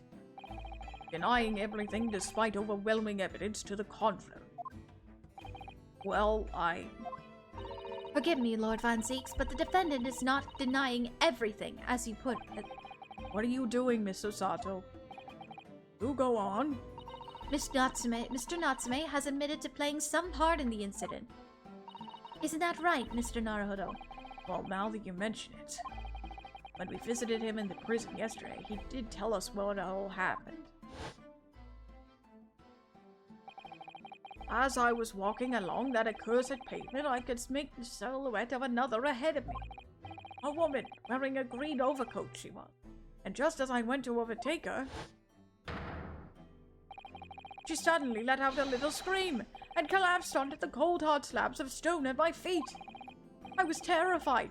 I had to get away from there, so I ran as fast as my legs would carry me back to my accursed lodgings. A green overcoat. Well, that's exactly what the woman in the print is wearing. Oh my! A photographic print in full color! What will the world come up with next? The defendant has done nothing more than admit he fled the scene of a terrifying incident. That does not mean that he's guilty of the heinous crime of stabbing the woman in the back. There was nobody else there at the time, just the two of them, the victim and the accused. In other words, there is nobody else who could possibly have stabbed the woman. A fact that the accused concedes. It seems this cross-examination could prove to be pivotal, counsel. Proceed, please. Yes, my lord. Nothing for it. I have to use this cross-examination to turn the tables here. It's our only chance. I'm thirsty. Thank you for the hydrate. Also, yes,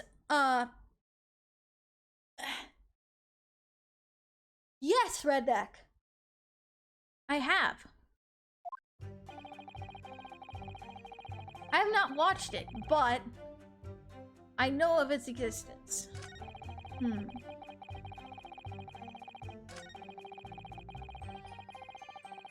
Out of the blue, huh?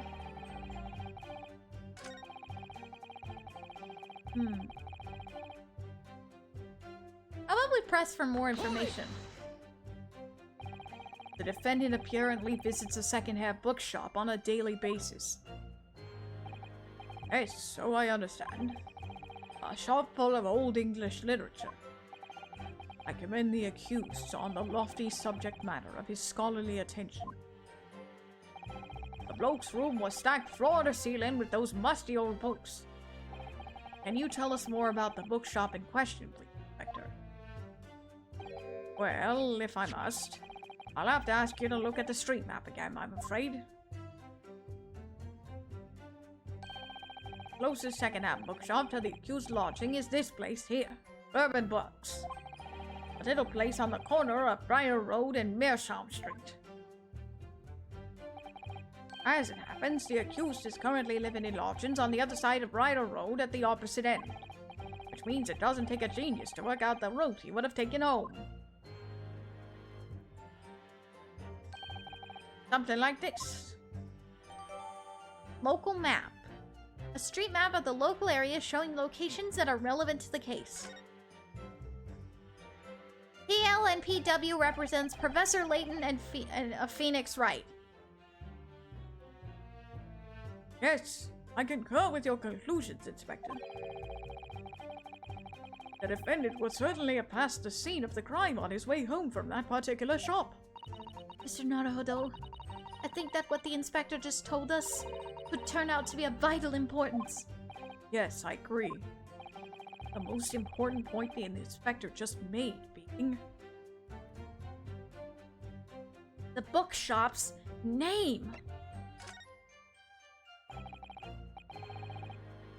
Inspector Gregson, may I ask you a favor? What? Would you kindly add the name of the bookshop to your formal testimony, please? I believe it may be of vital importance. Maybe. Oh, well, you know.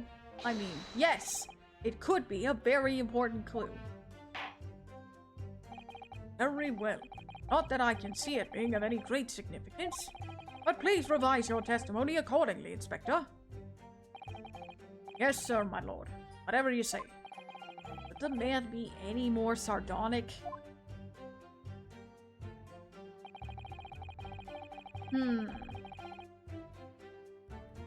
Now, there's something here that in that case, something's not right.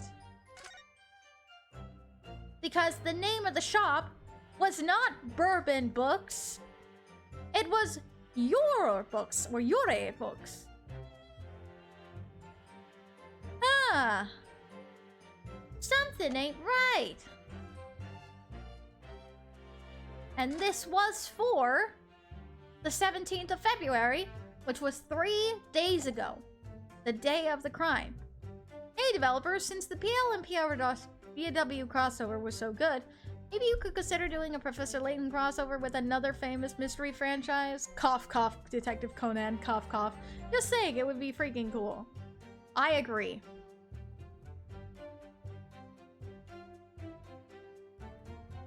Alright. But we have a receipt to present. Objection! If I could just stop you there, Inspector Gregson. What is it, sunshine? I'm a busy man, you know. This is a receipt that we found in Mr. Natsume's room.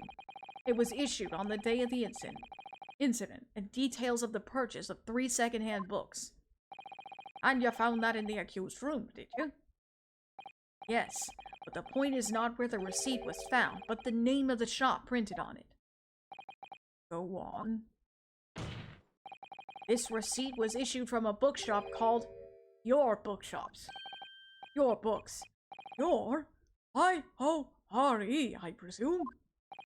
Yes, my lord. So Mr. Natsume did indeed purchase a number of books at a second-hand bookshop that day. However, the bookshop in question was not Bourbon Books. Eh? What? Inspector, do you know of this other bookshop? Yes, sir. Your Books is another second-hand bookshop not far from Bourbon Books. It's just that, well, it's such a small place, I didn't think the accused would have known about it. Objection! But in fact, that is the bookshop which the defendant visited on the day in question. And this receipt proves it. Objection! Yes, but what difference it makes. Wherever the man purchased his musty tomes, it makes no difference in the final analysis. Objection! Enjoy your ice cream, Dark. Oh yeah, by the way, I did add something else to the treat stream since that thing just popped up. I disagree. I mean, after all, I have the street map here, if that might be of any help. Oh, yes, thank you. Have a look at this, please. If the defendant had been returning from Bourbon Books, then yes, he would almost certainly have passed the place where Miss Green was attacked. However, if we take into account the fact that he was actually at another bookshop, Your Books, it may very well turn out that he wouldn't have passed that location at all. Huh? Could that be true? Hi. Hi, Aiden. My, it rather depends on where this other bookshop is, but I do declare it may be a possibility. Is that right, Mr. Lawyer, sir? What you just said? Absolutely. It absolutely could be right.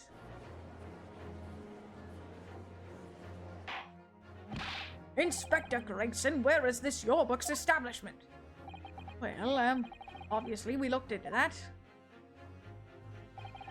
Turns out that Your Books is just here on the next corner of Meerschausam Street. And there you have it.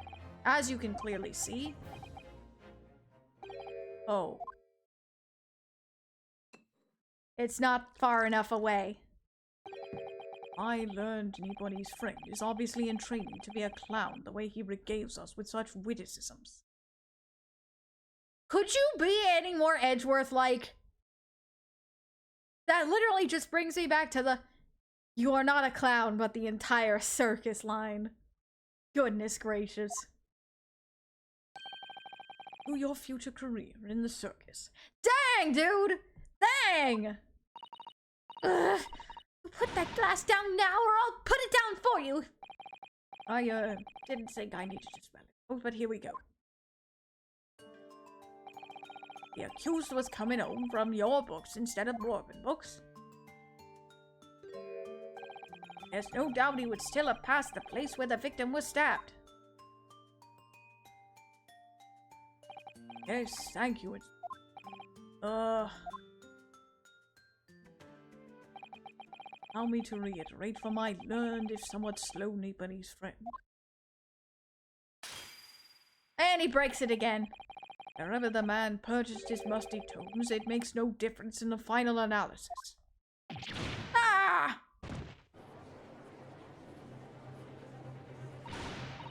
As I suspected, you can't fool me, and I don't suggest you try.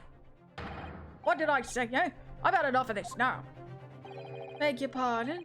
Terribly sorry, but would you mind repeating that? Mr. Naruto, we mustn't give up. What? What do you mean? If the prosecution's assertion is correct, the members of the jury may well decide that Mr. Natsume is guilty. Ah, she's absolutely right. We must consider the assertion just put forward by the prosecution very, very carefully. It claims Soseki-san must have passed the location of the incident on his way home from your books, but...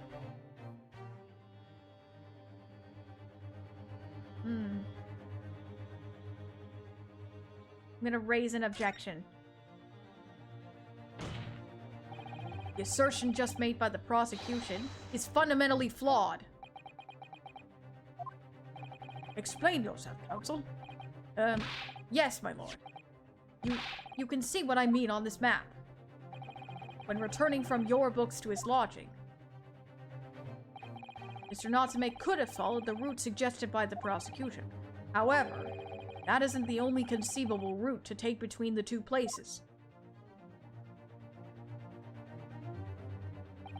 If the defendant uses these streets, look what happens.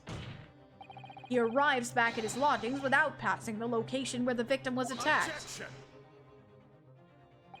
Talking back to a clown is a fool's errand, of course. However, I feel compelled to point out that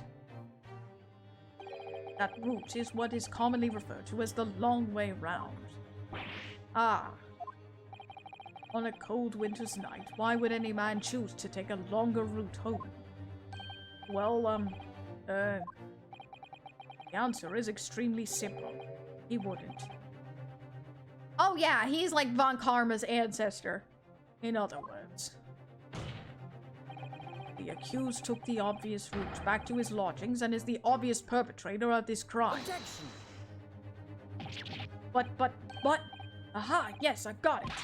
Obviously, we must ask the man himself. Ask Mr. Natsume which route he took home. I have already informed the court of the accused's response to such questioning. He claims he has no recollection. Ah. That's right. As I said, the bloke seems to spend his time outside wandering aimlessly from A to B. That day was no exception. Then he doesn't remember where he was or which route he took home. I don't believe this!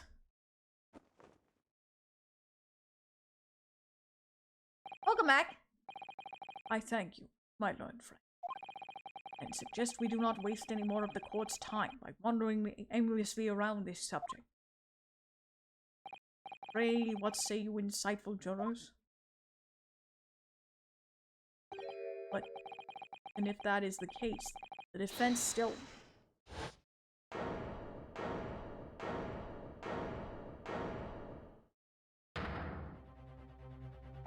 I agree with Lord Van Zeeks, wholeheartedly and in every way. What? I don't believe it. Does this mean? The members of the jury are completely convinced now. Very well. In that case, I hereby call upon all members of the jury to present your findings to the court. Guilty! Guilty. Guilty! Guilty. Guilty! Guilty.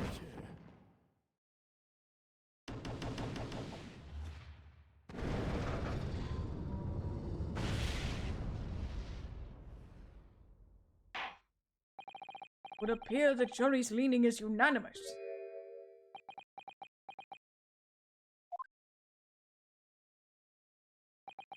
To the insightful members of the jury, I applaud your brave resolve.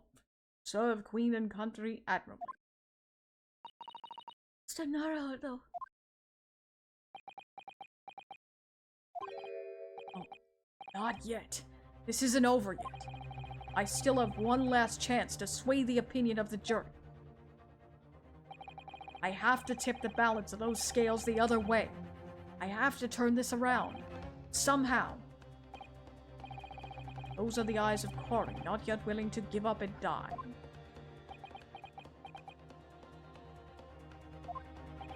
So I presume you intend to wield your rights again in this trial. Rights of the defense written into the antiquated British law that should have been buried long ago. Call it an antiquated if you will, but it's the defense's prerogative to carry out a summation examination if it chooses so. Very well, counsel. In accordance with the letter of the law, we shall proceed with a summation examination. Are the members of the jury ready, Mr. Foreman? Of course we're ready. I'm all too familiar with that Nipponese whippersnapper and his onkus refusal to throw in his alley. Very well, then. Ladies and gentlemen of the jury, you will each explain on what grounds you have determined the defendant to be guilty. Here we go.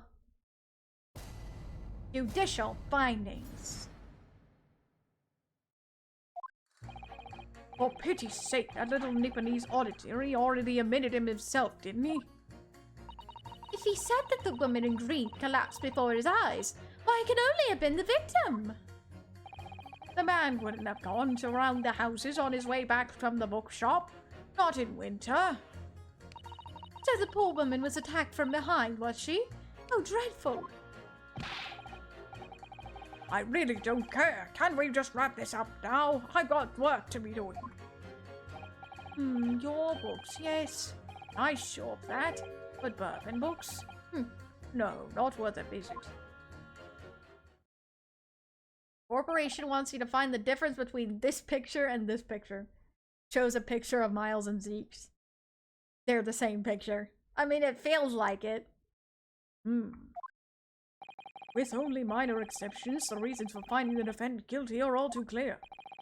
When the stabbing occurred, the only two people at the scene were the victim and the accused. And the accused himself has admitted to seeing the victim in a green overcoat sink to the ground before her eyes. Furthermore, we have heard from the inspector that the defendant then fled the scene. I must say I would have ample grounds to convict this man already. Oh dear. Even the judge appears convinced of Mr. Natsume's guilt now. Ugh. Why did he have to run away like that? And how are we supposed to believe in some phantom attacker that nobody could see? This is impossible. How can I possibly make a case for the defense? Mr. Naruto, this is no time for grumbling. If we want to force the trial to continue... Yes, I know.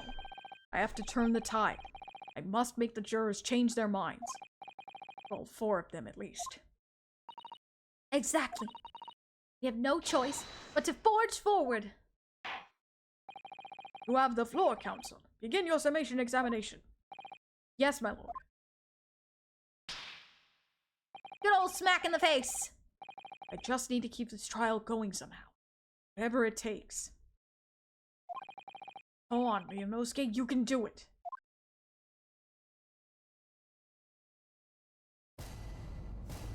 Jury examination. Right.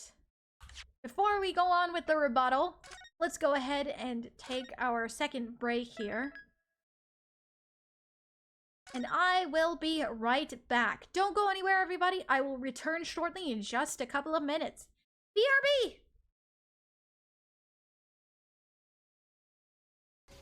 You have to start hitting on... Not hitting on Clayton. Wow. Apparently my wording is not being appropriate. There we go. Eh? You fish? Well, I suppose if you're in here, then that means you're part of our museum crew. What? I'm sorry. Peter hasn't been getting any fish. Peter, what are you doing? Marsh!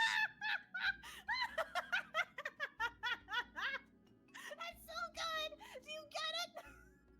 I get it. I get it. I get it.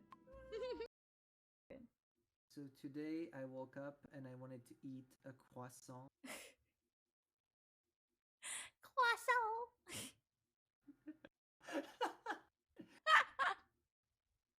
So I got dressed and I got out to go get a croissant. Croissant. Someone better be clipping that, please. Croissant. Croissant. Excuse me, are you gonna finish that croissant? Are you gonna finish that croissant? Oh boy. Game sounds a bit loud. Whoa!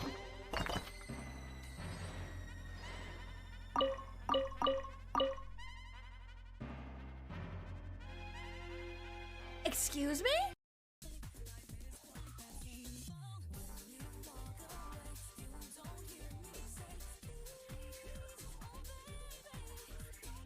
Simple and clean is the way that you're making me feel tonight.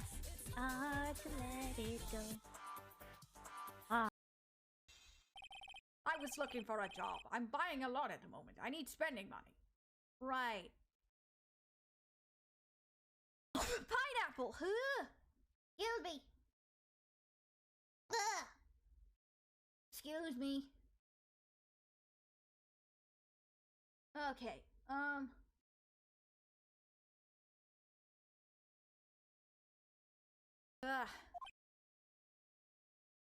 Yes, pineapple. You're just exposing me like that?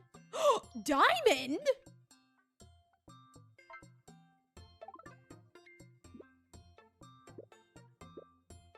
Are we in Minecraft? Excuse me? Eh? Clip that, please. What? We just in Minecraft. We've come to Minecraft. This isn't Harvest Moon anymore. This is Minecraft. Do you enjoy Harry Potter memes? If they're in good taste, yes. Whoa, hello. Get out of here, you stupid crab rock thingy. Eh. Die. Thank you. Thank you. This is actually rather good. What's wrong? A worm? Nothing. Can't taste a thing.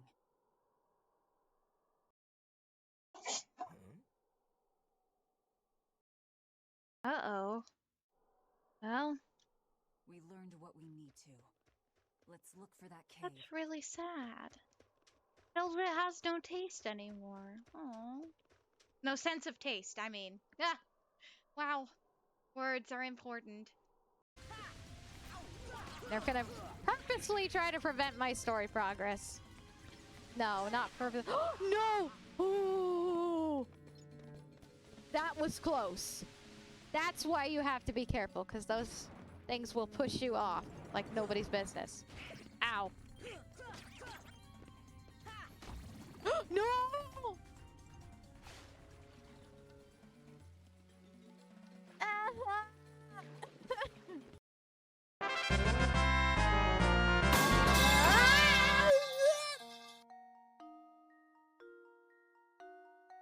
A victory fanfare combined with a little pipe falling.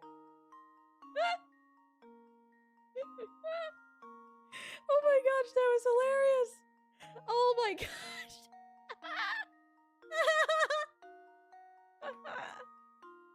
Someone clip that, please. Oh my gosh. What a combination is right. Ooh. He's right there! You're right there! Freaking... This is it! This is it! Yes!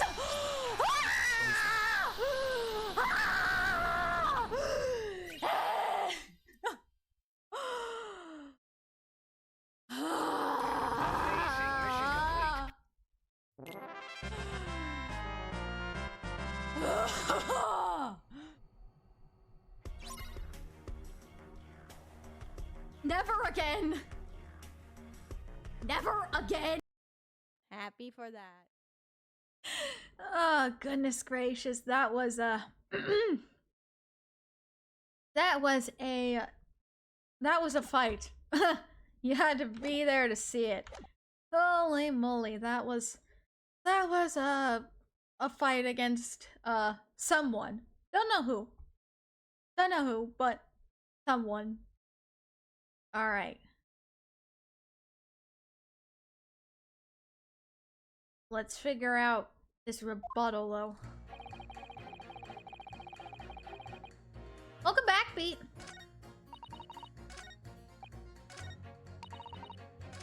Can we have more of a reason, sir? Hold it! Whoever it was, they deserve that butt kicking.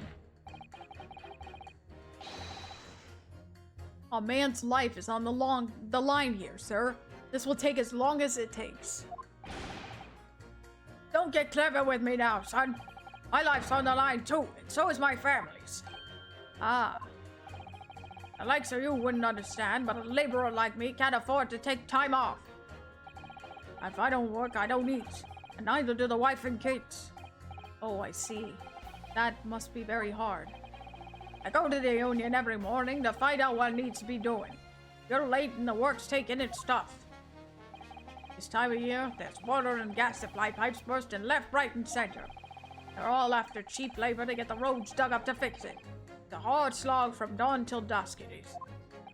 So, you were out digging up the roads on the day of the incident as well, were you? That's right. In fact, if I remember rightly, it was just round the corner from where it all happened. By that old bookshop it was.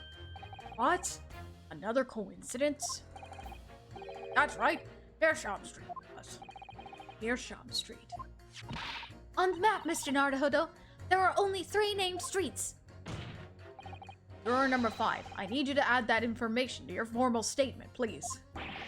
What's the point in that? Can't we just get this business over with now? Please, sir. It's important. Fine, I'll do it then. Thank you. Thank you for adding that. All right. Now let's check something here.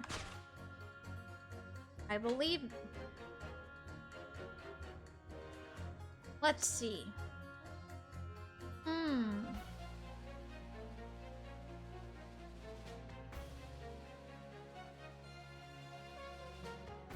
I think that this is it.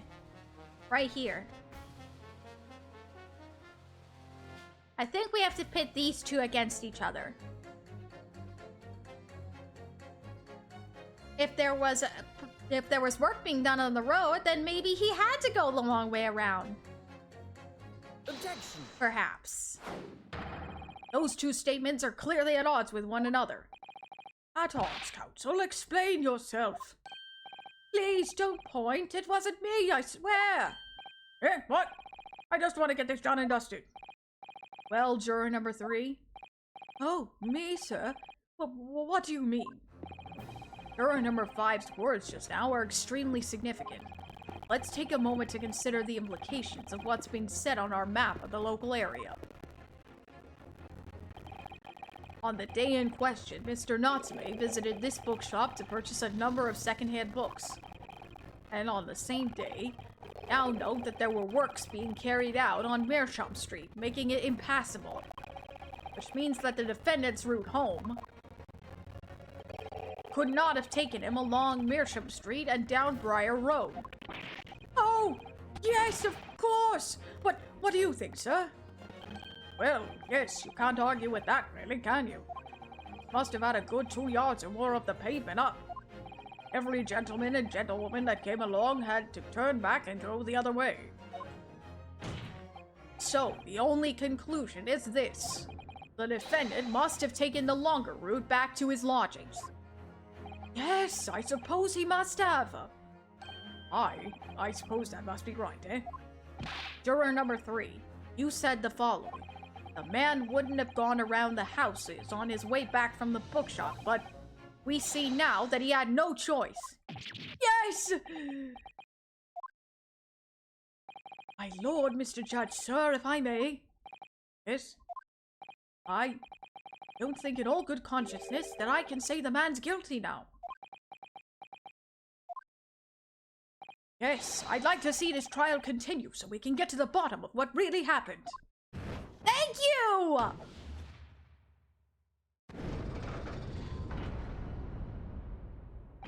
What about you, sir? Eh? Who, me? Well, all right. If there's a hole in the prosecution document, it should be filled in. That's what I say. Yes! That's 2! We need 2 more. Oh, well done, Mr. Naruhodo. That was wonderful. Well, we managed to change a couple of minds at least. It strengthened our position somewhat.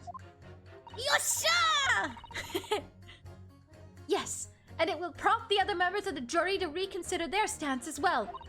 They'll be asking themselves if their current leanings are really right or not. Now, if only we could just identify one more clue or discrepancy that could make them stop doubting Mr. Natsume. We might be able to tip the balance completely. Yes, that's exactly what we've got to do. Van Zeeks is looking to bring this trial to an early conclusion. That's what we have to prevent, by whatever means we have at our disposal. Thank you, Counsel. On with the summation examination, please. Yes, my lord. All right. Let's see.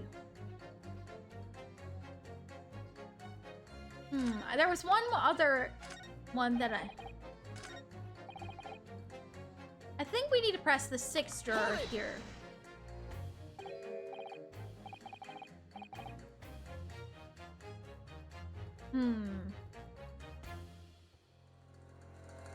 Sorry. Hold it, you say? Hold what? No. What I said was hold it. What I wanted to ask was, do you visit your books often? I like the old books they have in there, yes. I enjoy reading them over a nice cup of old tea. That's my daily routine, you see. Same thing every day, including the day you're talking about. And what time did you visit your books on the day in question? Well, I was picking out books in there all afternoon, and it would have been just before 5 that I left. That's my daily routine, you see. Same thing every day, including the day you are all talking about. Just before 5, you say? Exactly when the victim was attacked. Are you sure about the time? Oh yes, no mistake there. I remember it well. I'm not about to forget that day in a hurry. Not after the dreadful time I had. What do you mean? Well, I was walking down Calabash Road when I slipped on the ice and donked my head. It was always worse after the snow stopped falling. That's when it's most slippery. Knocked myself clean out, I did. I really thought my number was up. Wait a minute. Let me get this straight. This happened on Calabash Road? That's right. I lived in Cornpipe, you see. Heading down Calabash Road is the quickest way for me to get back from your books.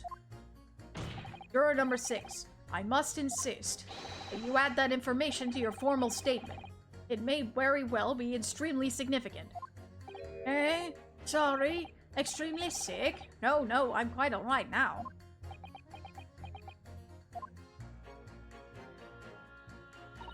You've changed 2 of the jurors' minds. Yes, just 2 more to go. Deliver the finishing blow now. It's time to turn the tables here. Wish I knew how to do a Susato takedown.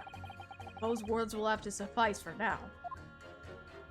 No worries, Deck. Gotta do what you gotta do.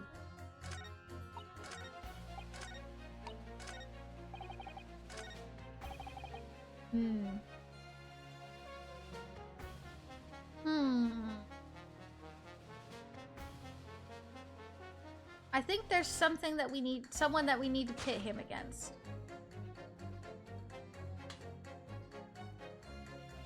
Ah. And he's wearing a green overcoat.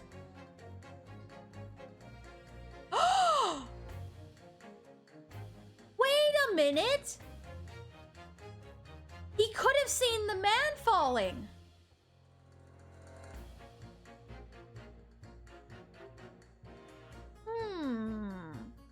Oh! Objection! Hold on a minute. Those two statements clearly show a flaw in the juror's reasoning. A flaw? What are you talking about, counsel? Hold on, I'm taking a sec. Well, juror number 2, juror number 6. Whatever do you mean, sir? I think perhaps the old man didn't hear you. Unbelievable. It's not like I was loud or anything.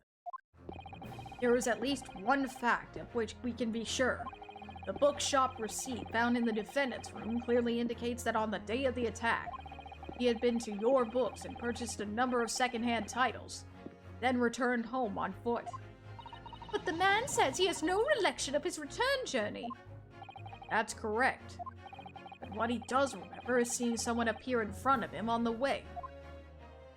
Someone in a green overcoat, who suddenly collapsed on the pavement before his eyes. Yes, we're all well aware of this. The poor young woman who was stabbed, obviously. Objection! Can we really be sure of that, madam? My, whatever do you mean? I'm sure you heard juror number 6's account of what happened to him that day. That same afternoon, there was somebody else apart from the victim, who was wearing a green overcoat and who fell over on the icy streets in the neighborhood. Oh my! My goodness, you mean? That's right. I'm referring, of course, to hard of hearing juror number 6. Oh, are you really suggesting that the person in the green overcoat whom the defendant saw collapse in front of his eyes was the jolly old gentleman at the end of the bench here with me today? That is entirely possible, yes. After all, the old man has somewhat similar build to the victim. Well, look at that. My goodness me! Sorry, you need a pee? And crucially, I know precisely where the old man in the green overcoat fell. On Calabash Road. Therefore, if the person who Mr. Knotsmay saw collapsing in front of him was in fact juror number 6, it means that the defendant must have taken the long route back to his lodgings. And if that's true, then clearly, the crime scene on Briar Road where the woman was stabbed was not on his way home. Oh my! You idiot old man! If you hadn't been so daft as to be roaming about there, we'd have boxed this off hours ago. And really, what were you thinking wearing such a befuddling coat? What did you say to me? Is it a crime for the elderly to walk the streets these days, huh? Is it a crime to slip over the ice? Is it a crime to keep up with the latest styles and wear a beautiful green overcoat, is it?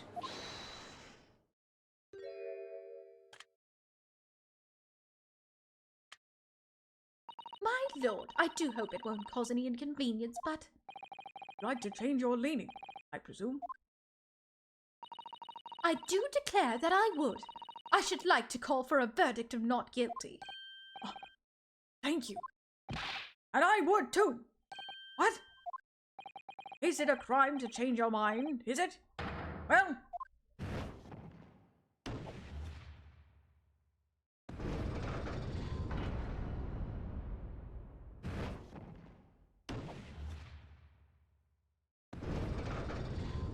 And there we go! Well, that summation examination has concluded with a rather large shift in opinion. The eyes 2, the nose 4. So the nose have it. Not guilty, they say. Which means we no longer have a consensus among the members of the jury. The trial will continue. Objection! Really? Von Zeeks? Would it seem churlish of me to drink from my hallowed chalice moments after raising an objection? Only to crush it in disgust. Pray forgive the discourtesy. Look, Lord Van Zeeks, It seems I must retract my earlier remark. What do you mean?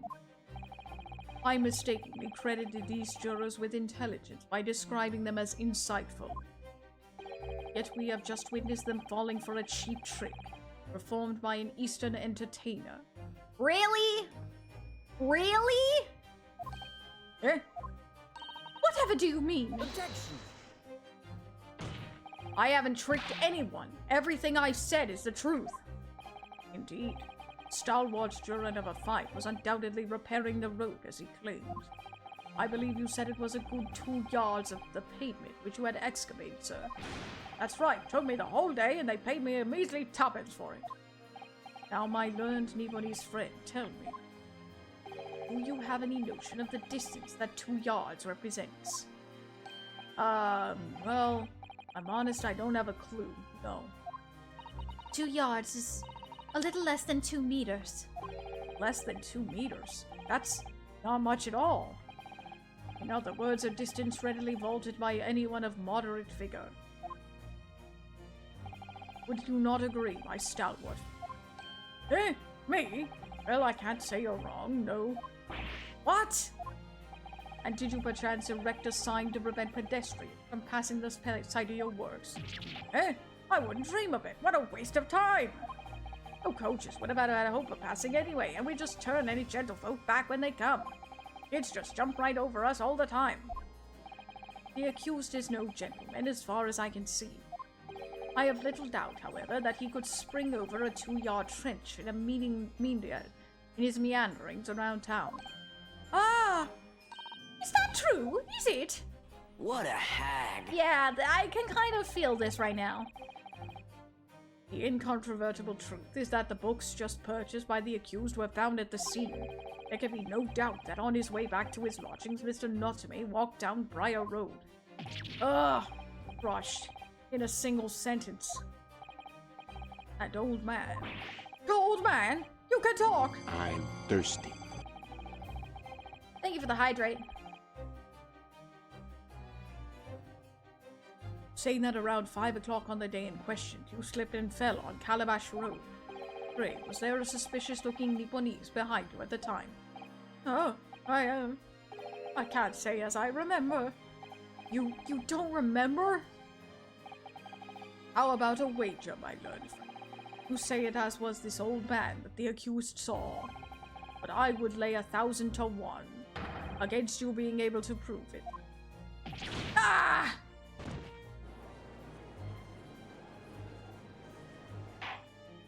Order! Order! Lord Van Zeeks, explain yourself! My lord, if you had such a trenchant argument up your sleeve, why in the world did you not proffer it during the summation examination? I wanted to give this young foreign student the sightseeing experience he no doubt came for. I wanted him to see for himself how the opinion of the jury is so readily swayed. Ugh. But my hospitality has its limits, and they have been reached, I fear.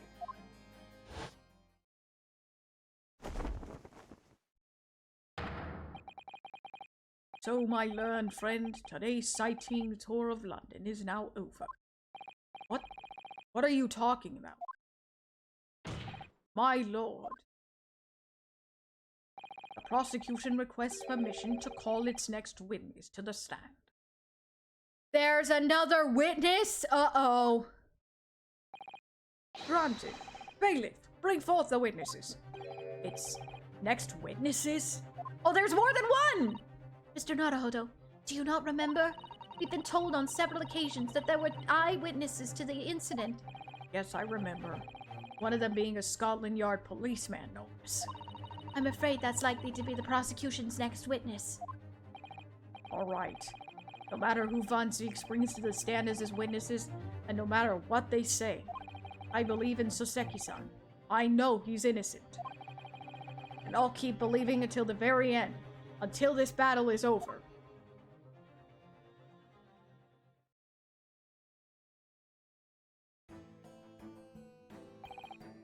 Eh? Witnesses, please state your names and occupations for the court.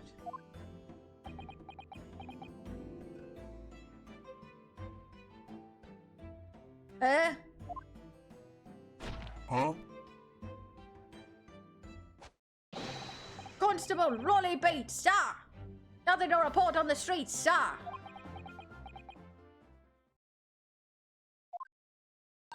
And I'm Mrs. Beat. Patricia's my name. I'm proud to say I'm this young town's hero's wife.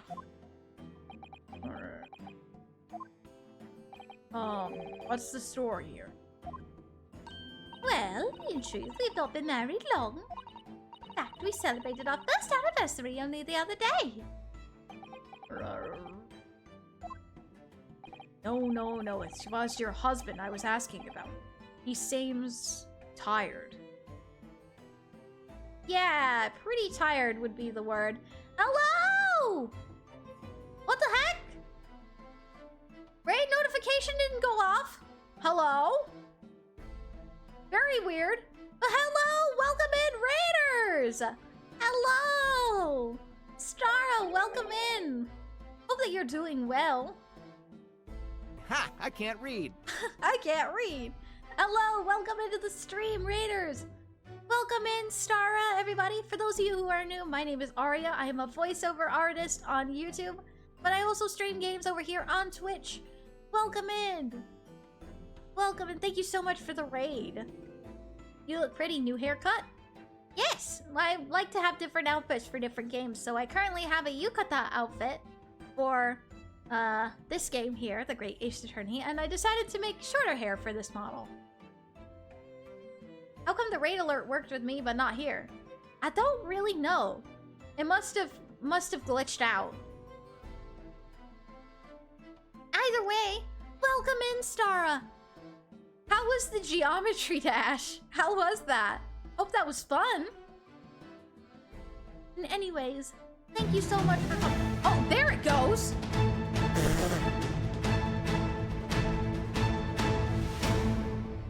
Wow. That was late. That was very late. I mean, yeah, better late than never. But, goodness gracious. Goodness gracious. Oh, man. Got to attempt new levels that were interesting. Oh, nice. I hope that was fun. Raid notification got the timing of a rock. Oh, goodness gracious. Either way, it's all good. Alright, Star, I know that you're in Australian time, so if you need to go, get some rest, get some food, get some water, do what you need to do for your post-stream care, please feel free to do so. And for everybody else that joined from the raid, if you need to go as well, I completely understand. But if you're planning to stick around and lurk or enjoy the stream with us, I really appreciate it. Thank you so much for coming in, everybody. Now let us continue our Ace Attorney adventure. Our great Ace Attorney adventure. Hardly surprising. Alright, go get some sleep, Stara. Sleep well. Hope you have a great rest of your night. Stay sharp. Whilst being an honorable occupation, patrolling the beat is the most demanding work in the world. Bye-bye!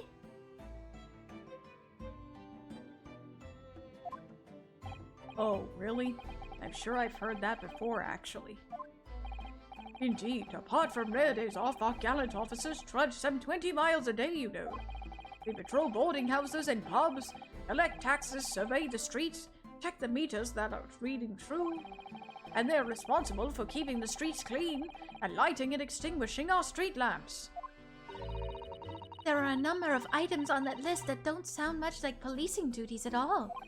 I wouldn't just be falling asleep on my feet. I'd have collapsed long ago. But it goes without saying that a policeman's primary duty is the apprehension of criminals.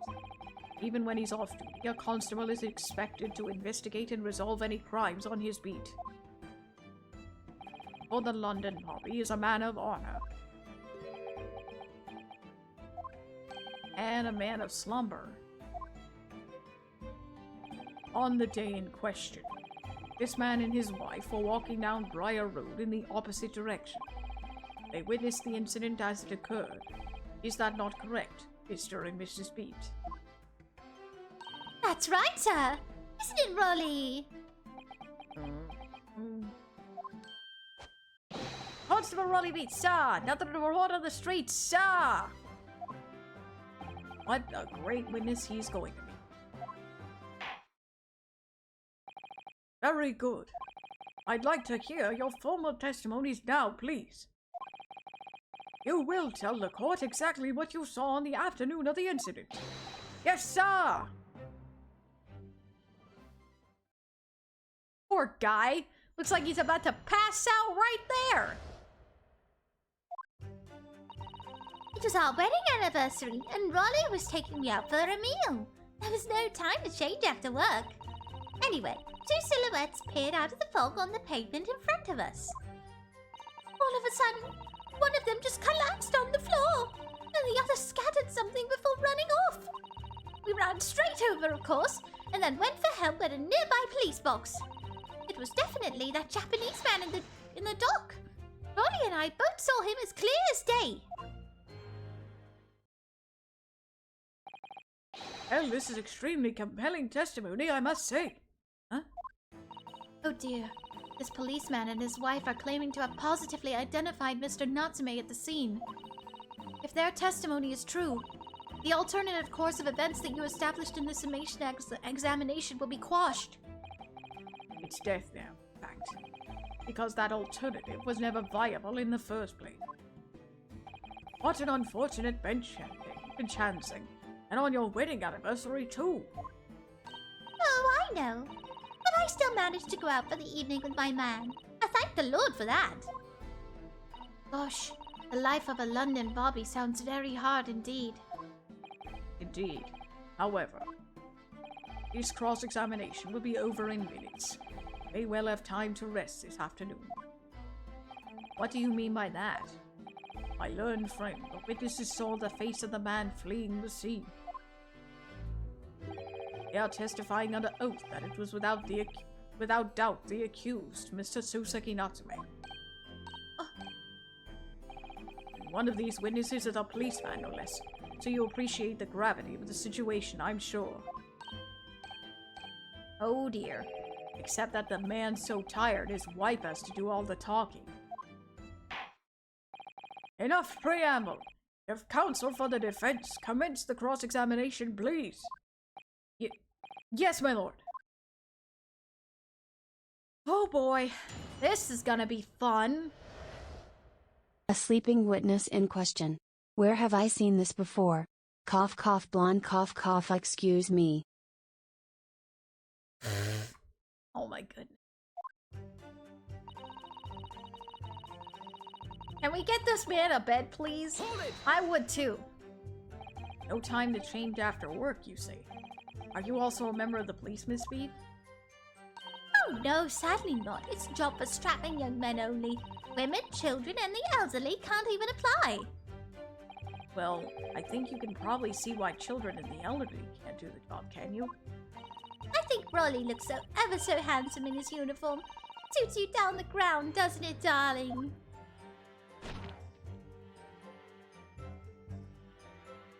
Huh? What? I just finished my beat. Pat and I were headed back to the station. I was actually planning on getting changed there. Is he talking in his sleep? This is creepy. Oh no, Rolly, I much prefer you in uniform. Sometimes I don't recognize you when I see you in plain clothes. Oh dear, that doesn't seem healthy. Kindly adhere to the point. You were going for a meal after you'd finished your beat for the day, correct? That's right, sir. Yes, although I was fit to drop, to be honest, after spending the whole day on my feet. But policing is my life, sir. As long as I'm the proud owner of this, I serve my city and my queen to the end. What's that now? My warrant card, sir. Proof I'm a London copper. It's the noble founding principles of the force written on it as a reminder to all of us policemen of our sworn duty. Patrol the streets of London town and uphold the peace of the common man. Sir, and for such a noble cause I cover 20 miles every single day without fail and without a grumble. Because I know that the plodding of my boots is all Londoners need to hear to feel safe and secure. So fighting crime doesn't appear to come into it then. But sir, just on that one particular day, I was looking forward to celebrating my wedding anniversary. Mrs. Beats puts up with a lot being married to a bobby like me. I just wanted to show my dear wife how much I care. Oh, Pat. Oh, Raleigh. Oh, what a charming couple. Their young love is such a joy to behold. If a little over the top, perhaps. And then, kindly describe what happened next. That was adorable. Let's put the policeman in bed, give him a warm cup of milk, and read him a bedtime story. Works every time. Yeah, this was beginning of the 20th century, yeah. Beginning of the 20th century. Hold it! PDA in court? Okay then. Two silhouettes. That's right. They were coming towards us, walking up Briar Road in the opposite direction. There was a rather plump figure followed by a scrawny, thin-looking man. That does sound exactly like the victim as pictured in the print, and like Mr. Natsume. Yes, unfortunately it does. And you're certain that at the time there was nobody else nearby? Oh yes, quite certain. It was dark, but there are streetlights on Briar Road, you see. There was nobody else around at all. Isn't that right, my darling?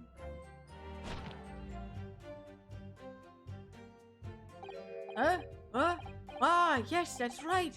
Of course, there was a light fog on the ground. The Briar Road is dead straight, and you can see a fairly long way down the pavement. And then there's the street lighting as well. I didn't see any other pedestrians. Before sleep takes a firm hold, your answer, please, Mr. Beat. Are you quite sure of what you've just said? Yes, sir! As a papa who spends all day every day keeping watch on those streets, I swear to it, sir! I'm as sure as my love for Patricia is true. Oh, Pat. Oh, Raleigh! You're still maintaining there was no one else around other than the victim and the attacker. It's starting to seem like that must be how it really happened. It's beginning to seem like there's nowhere to run. Well, that didn't stop Mr. Natsume, did it? He fled the scene all too convincingly. Thank you. I believe we have a reasonably clear idea of the situation just before the incident now. What happened in the crucial moments that followed?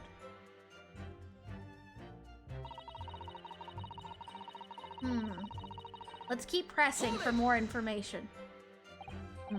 Scattered something. What do you mean by that? Oh, Ron and his wife. Ah, interesting comparison.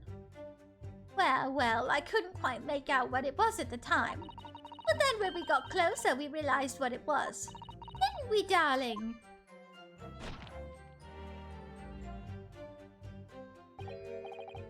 What? Ah, yes, that's right. There were some old books. Hey, Android Engineer. Android_engineer joins the guild. Android Engineer, thank you so much for that follow and welcome to the Shadeslayer Guild. Thank you so much. I appreciate it. Thank you for the hydrate as well.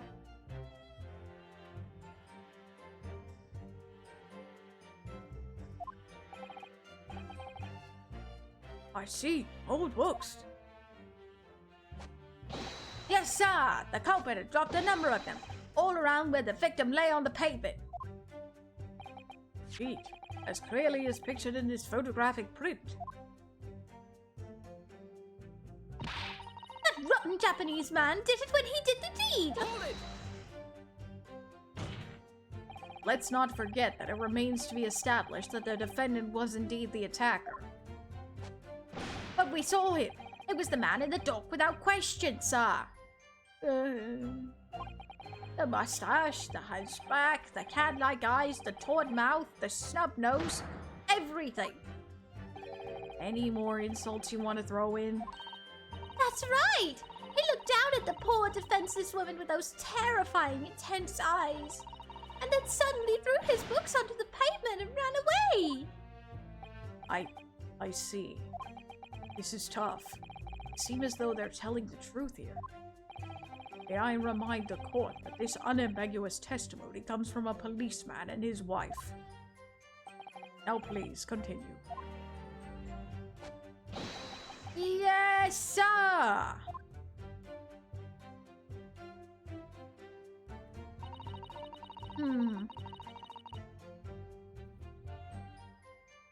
Let's keep pressing. Was it your husband who went to fetch help? No, I went. I may not be a police officer myself, but I am the proud wife of one after all. Isn't that right, my darling?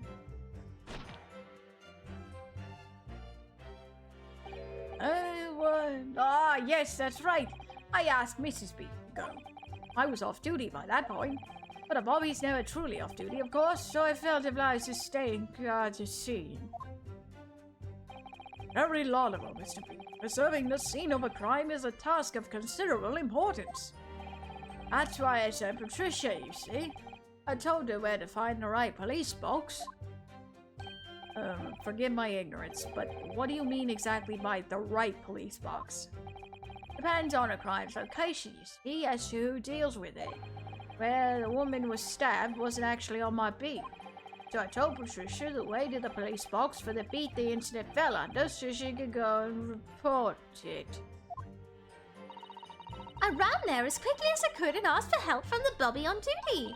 There's nothing more potent than a young couple in love working together, you know? And thanks to your swift response, the case was quickly resolved. The actions of two model citizens. Oh, please, you're making us blush, isn't he, darling?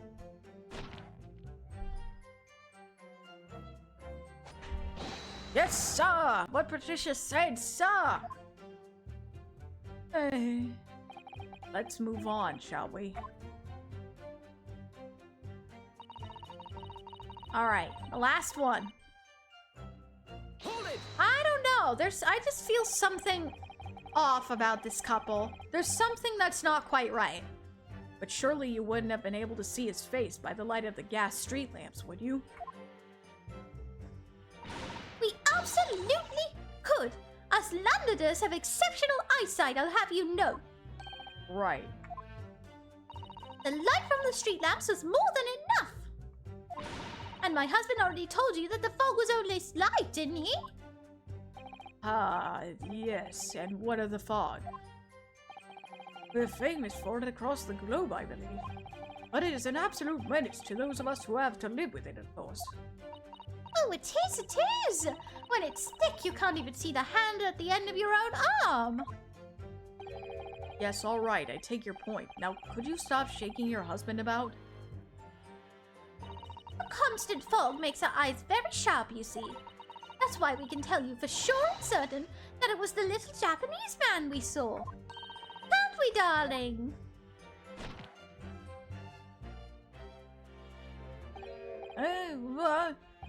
Yes!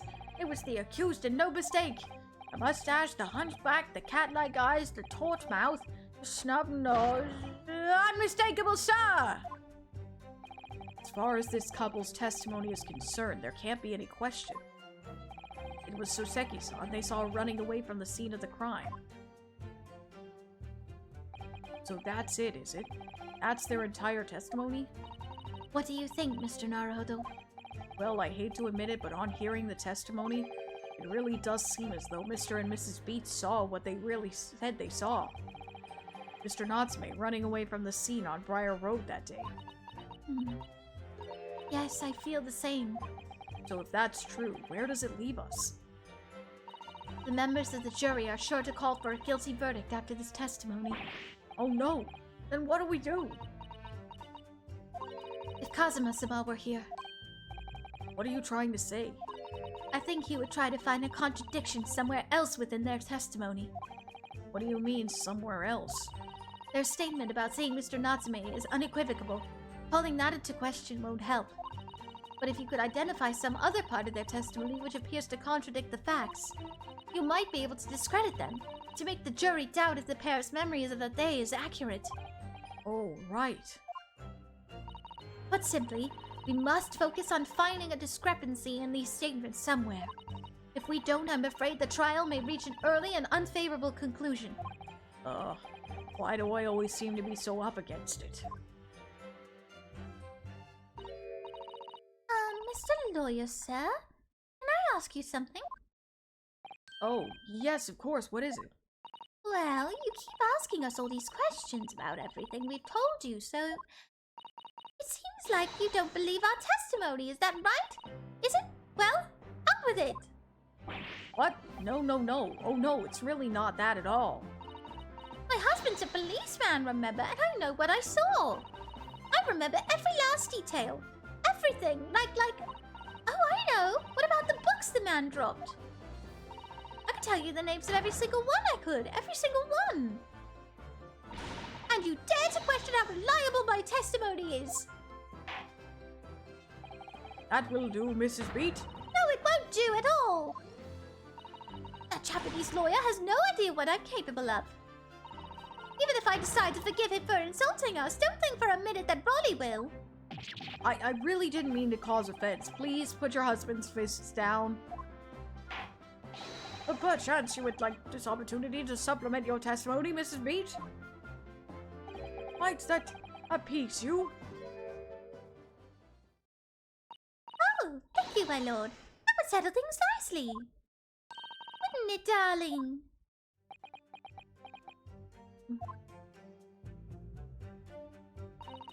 I could even tell you the names of the 4 books he dropped at the scene.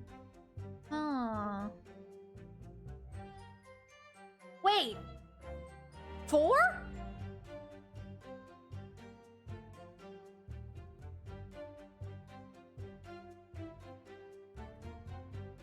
As a defense lawyer, we are to question everything. Get mad all you want, you angry little vixen. We're doing our job. Goodness gracious, calm down, Megarog. It's all good. No need for that. How? Well, the thing is, he only bought 3 books.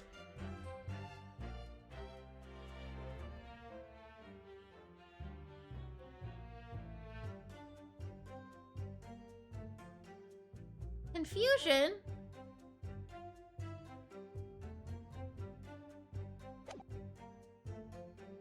And not only that, but in the crime scene photo... 3.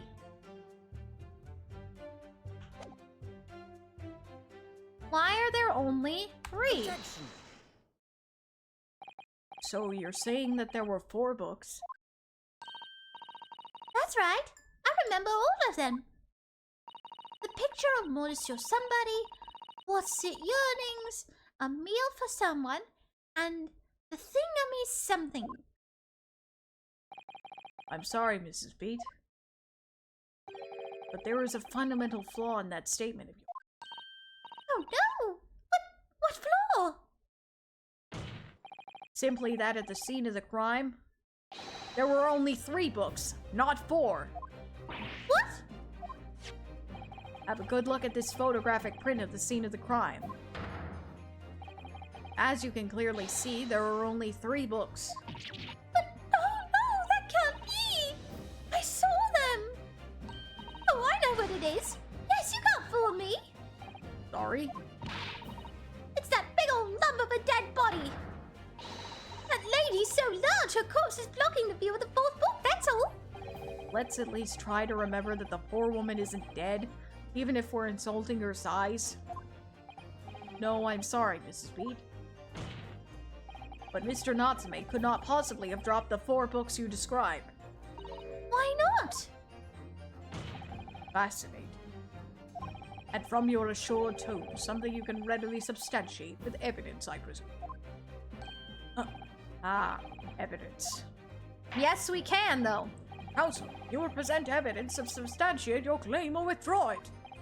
What proof do you have that the accused did not drop 4 books? That would be the receipt. Take that! The evidence is right here, in the form of this bookshop receipt. From your books. Yes, this receipt details Mr. Natsume's purchases that day. But as you can see, only 3 books are listed. No! Therefore, Mr. Natsume would have only dropped 3 books at the scene of the crime. Which means that your powers of observation, madam, cannot be relied upon. So it cannot be denied that though you say it was the defendant you saw, you could very well be mistaken. Oh no! Oh no, no, no, no, no, no, no! No! Objection!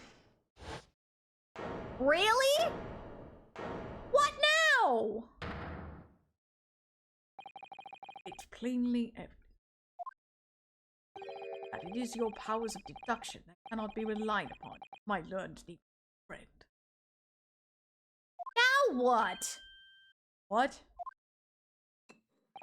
What cannot be denied is that these 2 witnesses saw the accused from the scene.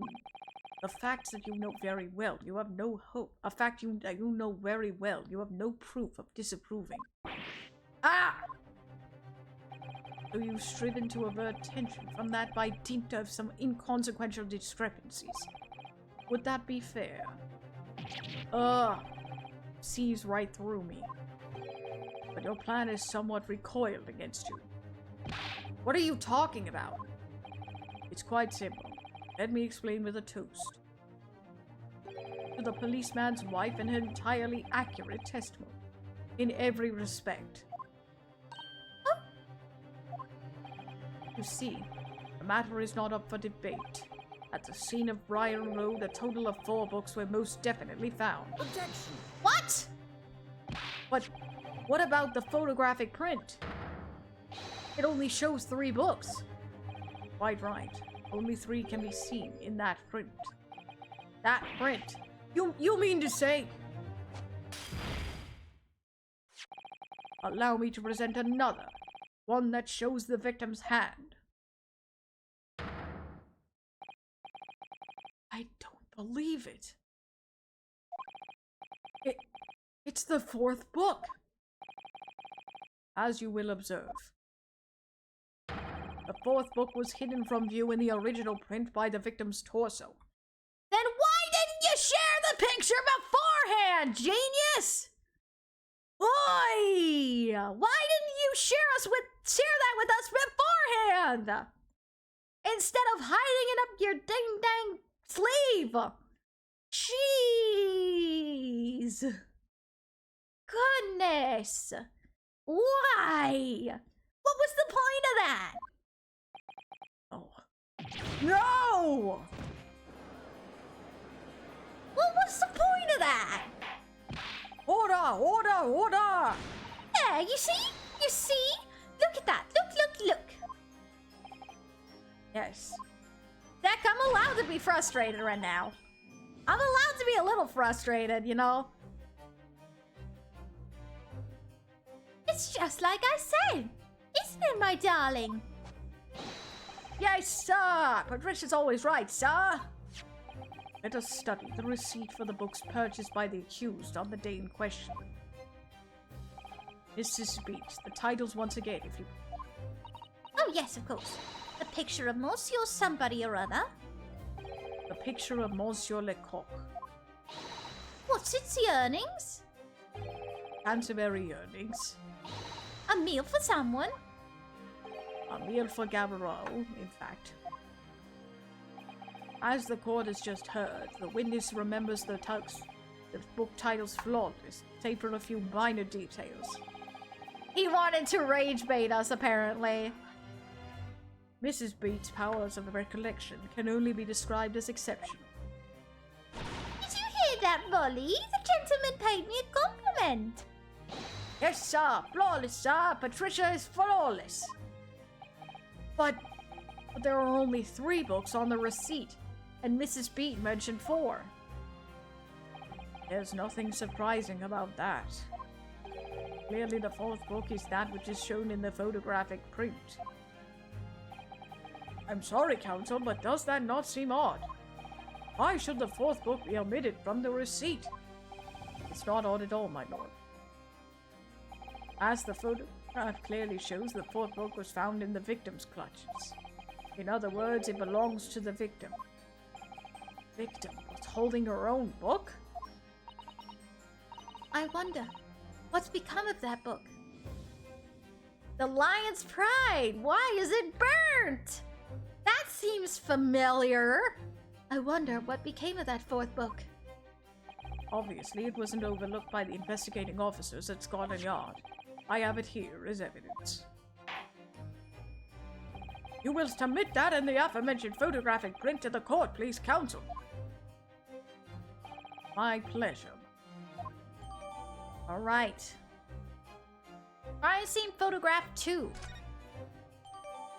The fourth book. A book entitled The Lion's Pride, discovered in the victim's hand at the scene.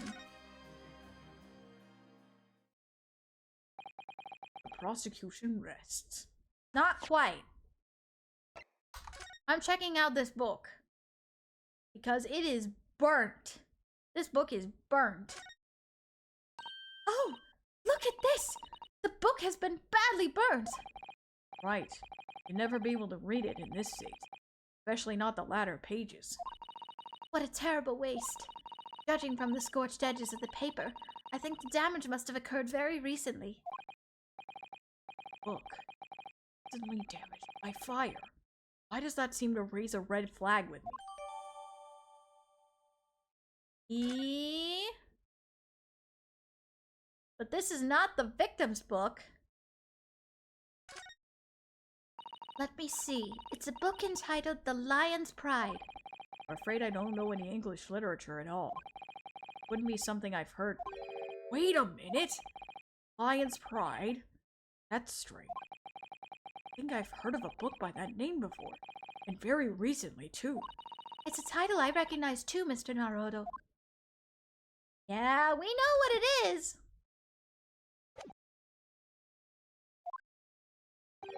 I have nothing further to add. What?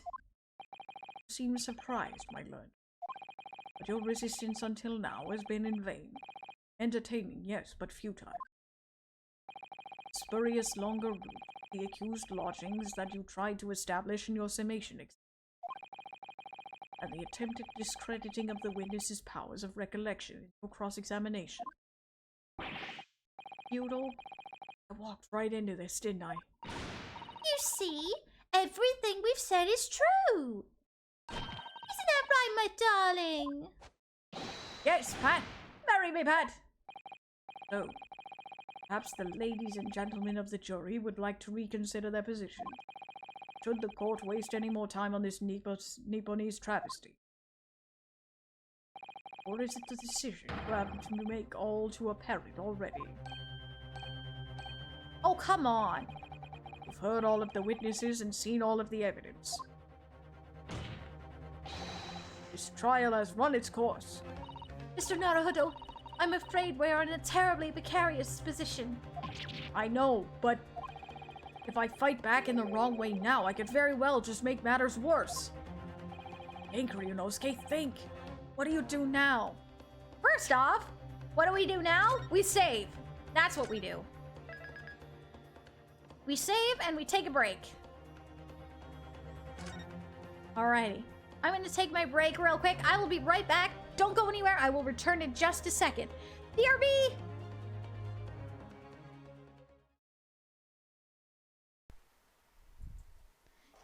The hearts! Hearts and hugs! Spread the love! Hearts and hugs, spread the love. Oh my gosh, I'm a poet and I didn't know it.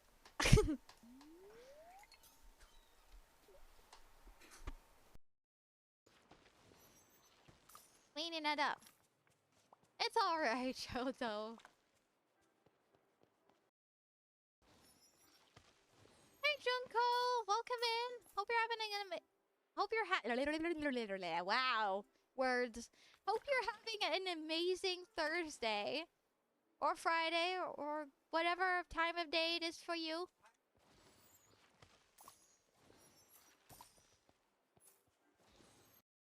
Me. Did you see the look she gave you? She's a man-eater.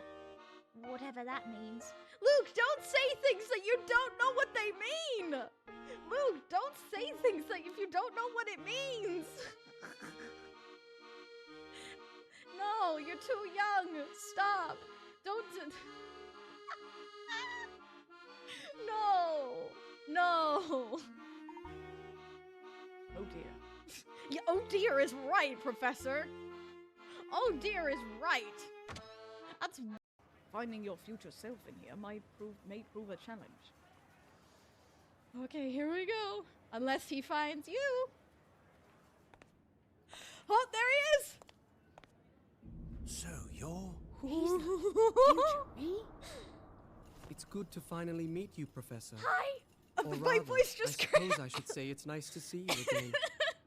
It's me, Luke Triton. Hi. Hi.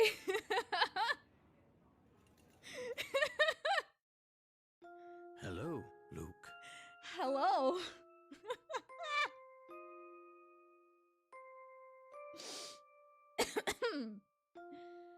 Yeah, water.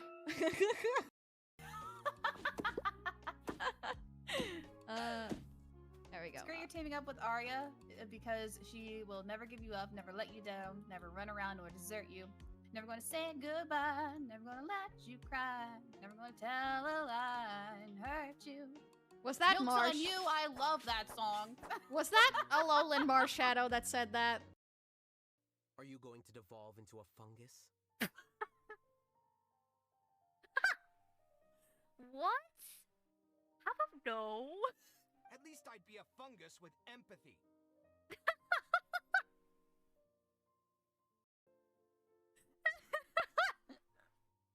What is this? What is this? Sorry for eavesdropping, but what happened to you guys? Are you in... Bruh, We had a plan. The plan is there is no plan. The plan is holy moly. And the plan is to breathe. Pinoy Panda cheered X1 and a boop lol. And thank you for the 1 bit as well. Thank you. Thank you for the boop. Oh my gosh. The boop. The Panhead, that donation still means a lot to me. Anytime that you go.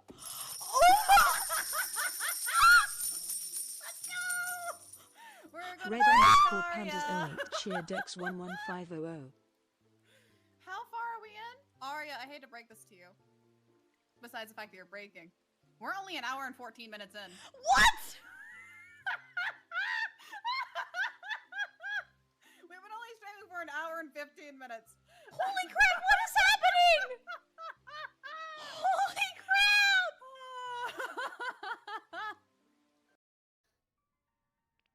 If you need another minute, we just do this real quick. Oh, I got a topaz. Hey, I'm right here. I didn't go anywhere. Sorry. Oh dear.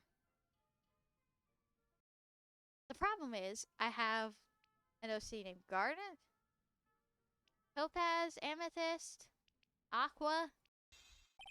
I was looking for a job. I'm buying a lot at the moment. I need spending money. Right. Pineapple, huh? You'll be. Pineapple.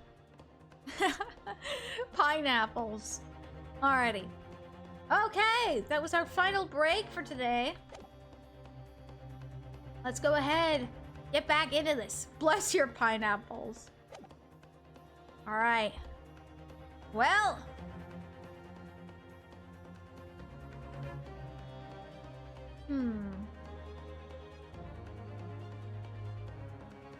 Wait a minute. And we're gonna raise an objection. Objection! I'm not done yet.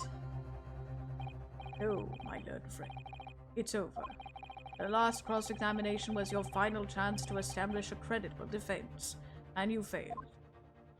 The die has been cast. There's no more room for debate. Well, it might be over as far as you're concerned, but... I can't think of what to say.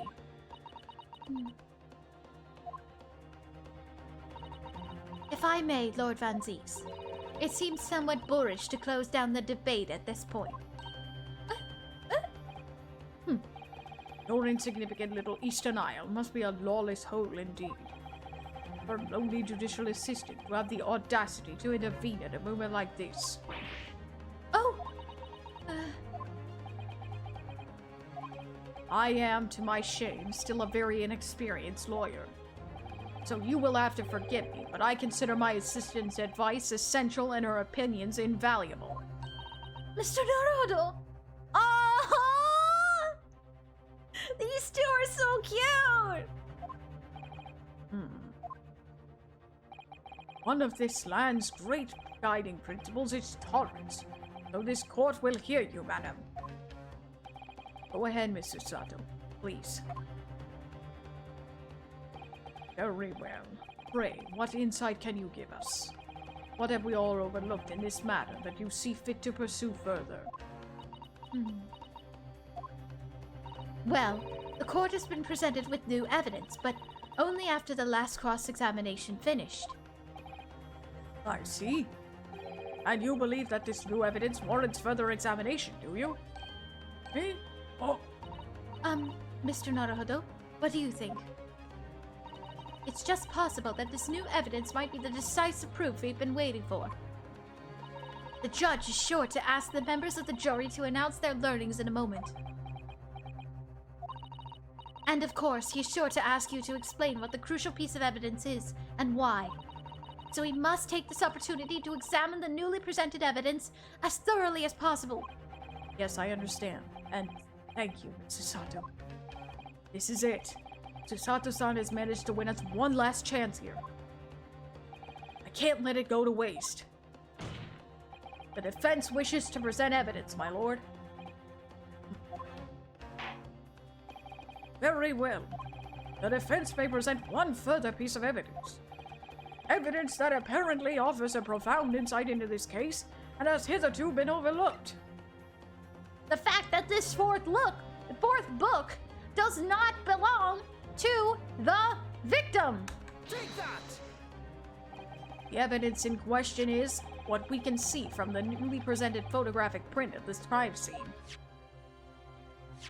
The fourth book found in the victim's hand. Objection! No objection. You listen. You listen. Already discussed the fourth book at length. Other than it being in the victim's grasp at the time of the incident, no significance has been attached to it. Pursuing the matter further would be a flagrant waste of the court's time, as you will know. Thank you, V. I will have order. Yes, I'm afraid, counsel, I must concur with the prosecution on this matter. When I afforded you this opportunity, you led the court to believe that the evidence in question contained a hitherto undiscovered clue.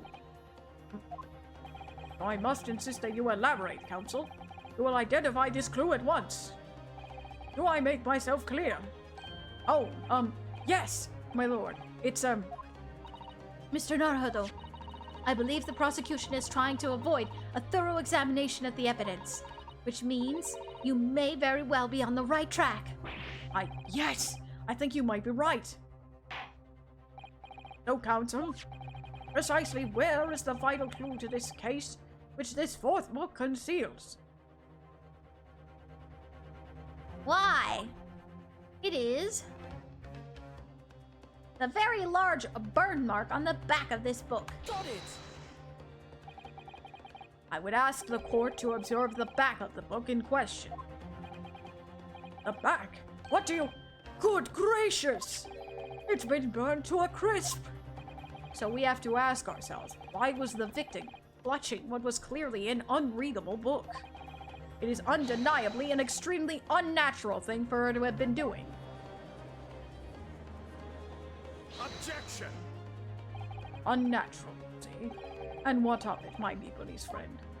Oh, were I to concede the point, if it bears no relation to the case, there is nothing to discuss.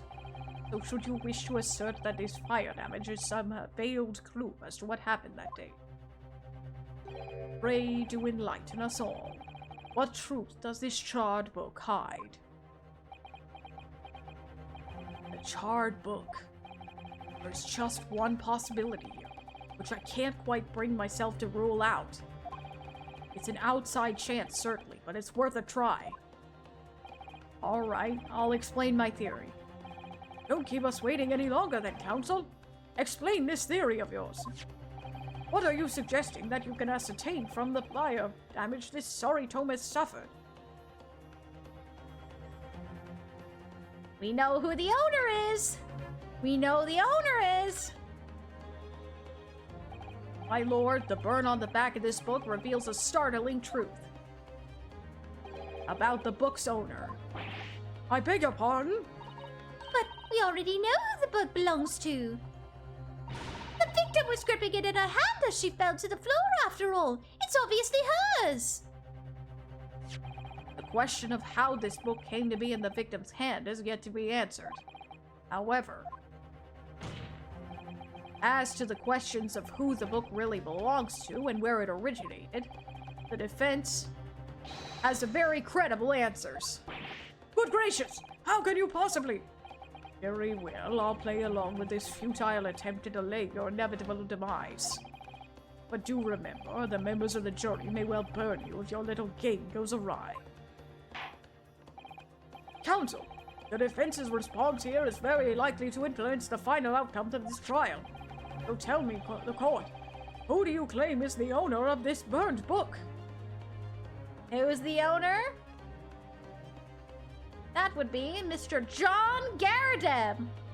Hey! As I said earlier, now it relates to the case even though it didn't look like it at first. Exactly. Take that! The answer is that the book belongs to the couple who owns the house where the defendant has his lodgings.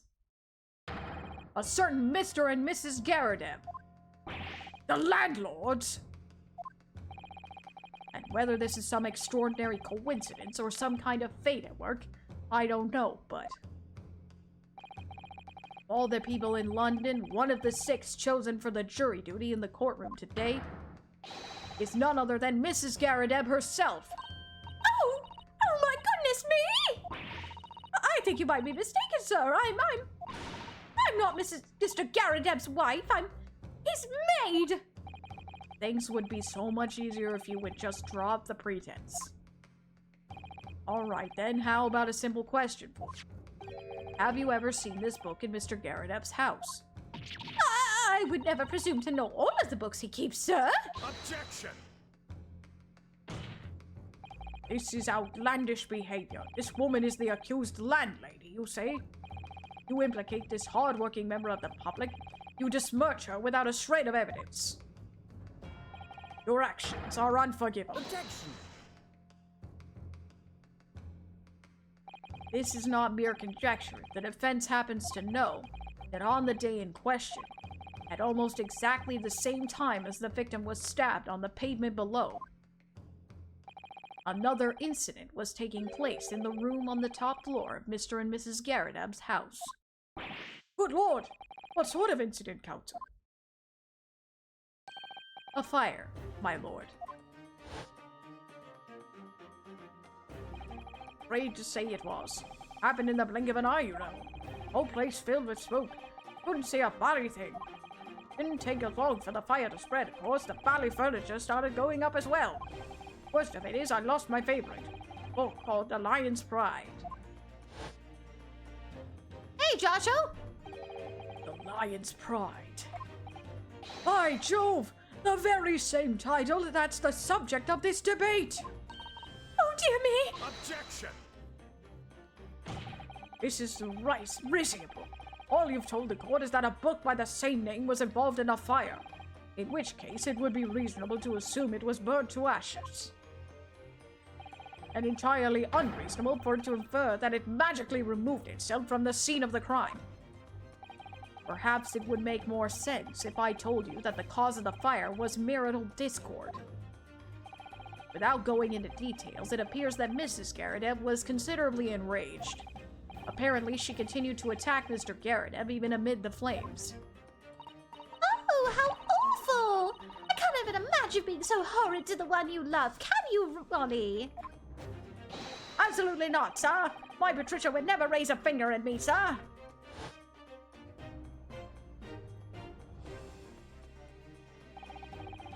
And all my favorite old novels are that case.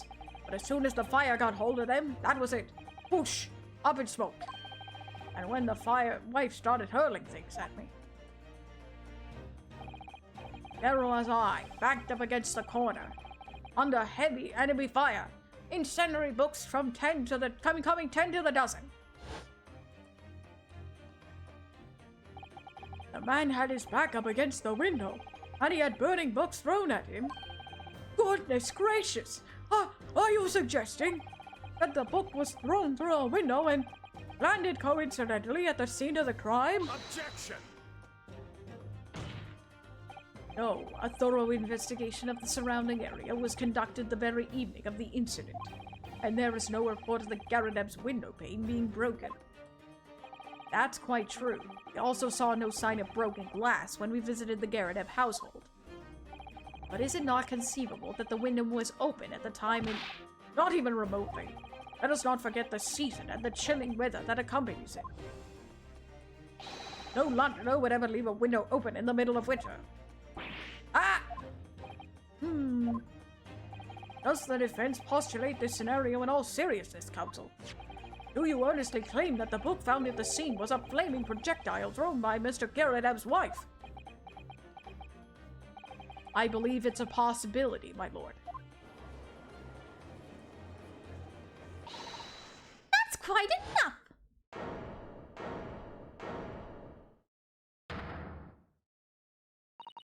Well, I hope that everyone can see you for what you are now, you little foreign trickster! You call yourself a lawyer, but you're just a coward! A mean coward! Really? Claiming that our little tips set the whole neighborhood alight. Honestly. Implying that I'm merely posing as a maid for appearance's sake. How could you? It's nothing to do with this beastly case, and not any of it. All you've done is sully our family's name. No, I assure you, that was never my intention. Dragging up an unstaffing citizen's name through the mud simply to divert attention from your failing defense. I should box your ears, that's what I should do. It's utterly unforgivable. Too right. Here we go. How long have we sat here now listening to this nobody spouting out his fancy foreign theories? But think about it. At the end of the day, the only person who could possibly have stabbed the victim is the little hunchback with the mustache, and he ran away from the scene too. I do declare you're right. It's true. Yes, what did I tell you? Makes sense to me. Sorry. What's that? Well, it would appear that the ladies and gentlemen of the jury are once again in full agreement. What is your position, Lord Van Zeeks? In truth, I feel these have been unnecessarily protracted proceedings. But then, one must always exercise patience in order to savor the best vintage. No! Wait! The mystery of the fourth book still hasn't been... Ah! Boot! Boot! Hi, Boot! If books are on your predilection, my learned friend, study them in your own time.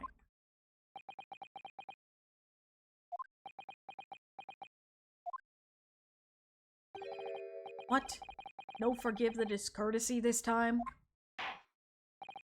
Ahem! In that case, ladies and gentlemen of the jury, you will now state your individual decisions regarding the defendant culpability for the court to hear. Guilty! Guilty. Guilty! Again? Guilty. Guilty. Not again!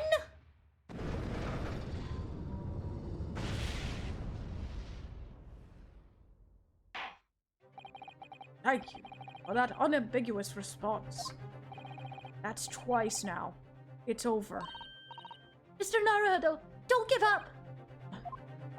Mr. Sato, Have you forgotten? The battle isn't over yet. you're not suggesting. Of course. The defense has the right to another summation examination at this point. you could still convince the jurors to change their minds. You have one more chance. My lord, the defense asks to exercise its right to a summation examination. Believe you still have tricks up your sleeve. I don't intend to trick anybody. I intend to uncover the truth. There's no time to be downcast. As long as there's a chance, I have to stay strong and determined. Oh boy. And that's only part 1 of the trial. Boy, oh boy. Alright, let's save our progress.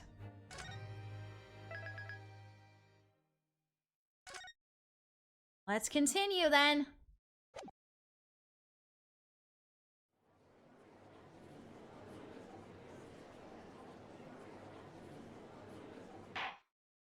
I have considered the defense counsel's request for further summation examination of the jury. And I have determined that the court must uphold the defense's judicial right to this procedure. So, counsel, you will now proceed with your second summation examination. I presume the jury is ready, Mr. Foreman. We are, my lord.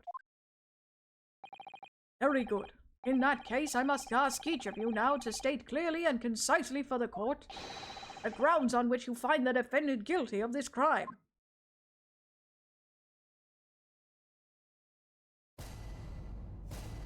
Here we go. Here we go at this again. The accused left behind evidence at the scene, didn't he? Those 3 books of his. If there was some novel alternative explanation about how the victim was stabbed, I might reconsider.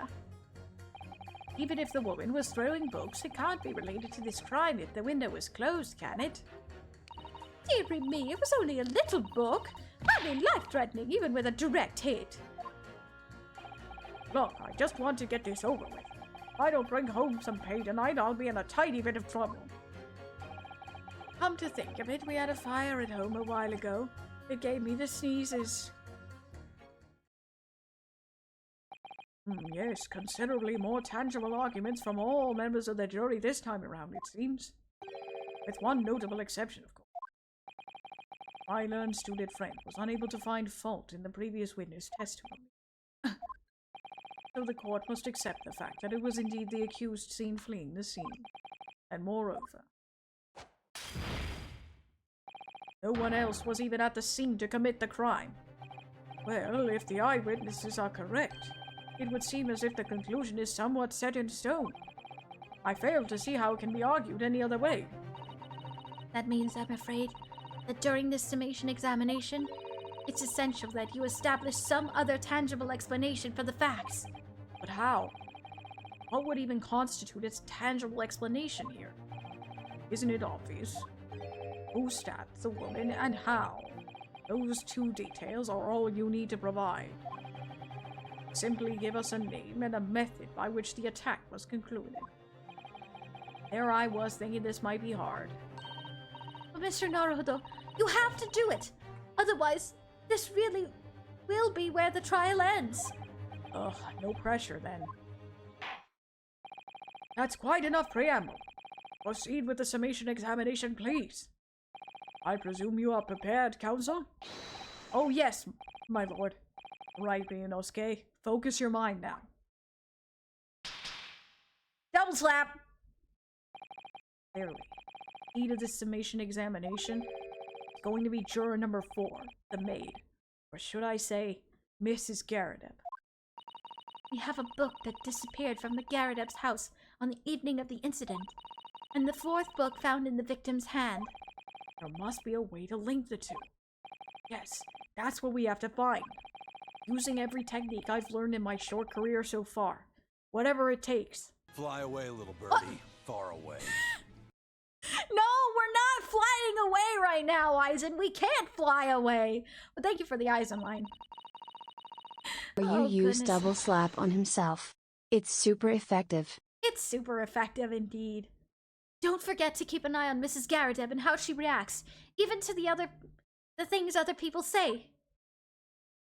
Boy.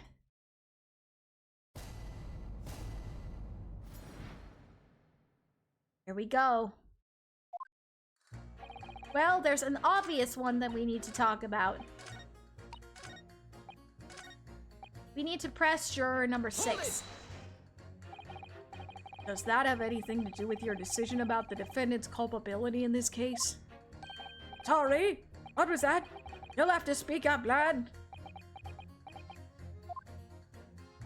Could you tell us more about the fire? It was last winter. My grandchildren made me a lovely cake on my birthday. It had 75 candles on the top, it did. What a sight to behold it was. You put candles on a cake? What, was it some kind of devil worship? Of course not. It was an angel cake. To celebrate my birthday, obviously. It seems that's a common custom here in Great Britain, Mr. Naruhodo. Anyway, I mustered all my puff to blow them out. Only I must have blown wrong somehow. The flames didn't go out, but candles went flying all over the room. The furniture caught and everything went up. The whole place was filled with smoke. Definitely sounds like devil worship to me. And by the sneezes, I presume you mean a cold. But how did you catch a cold from a fire? What a fiasco it was. The grandchildren, bless them, threw water over me as they tried to put out the flames. And then because the whole room had filled up with smoke, of course, we had to open all the windows to clear it. The windows. The biting winter air rushed over me like the devil dancing on my grave it did. I caught a terrible cold from it. It put me in hospital for a while. I won't forget that birthday in a hurry. I knew it was devil worship all along. But something about this old man's story is playing on my mind for some reason. Why are you calling it devil worship? Why are you calling it devil worship there, Naruhodo?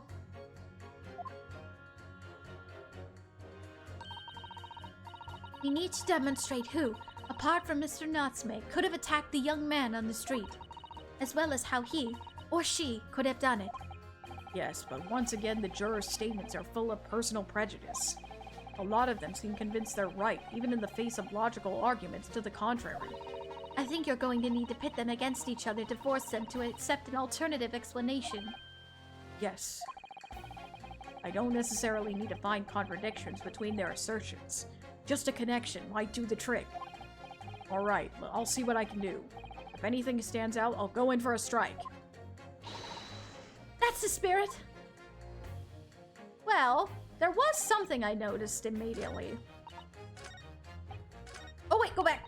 Shoot. Dang it, I gotta go back. The one thing I don't like about this is that you can't go back. Hold on. Let's see. Come on, let me go. Let me go. Alright.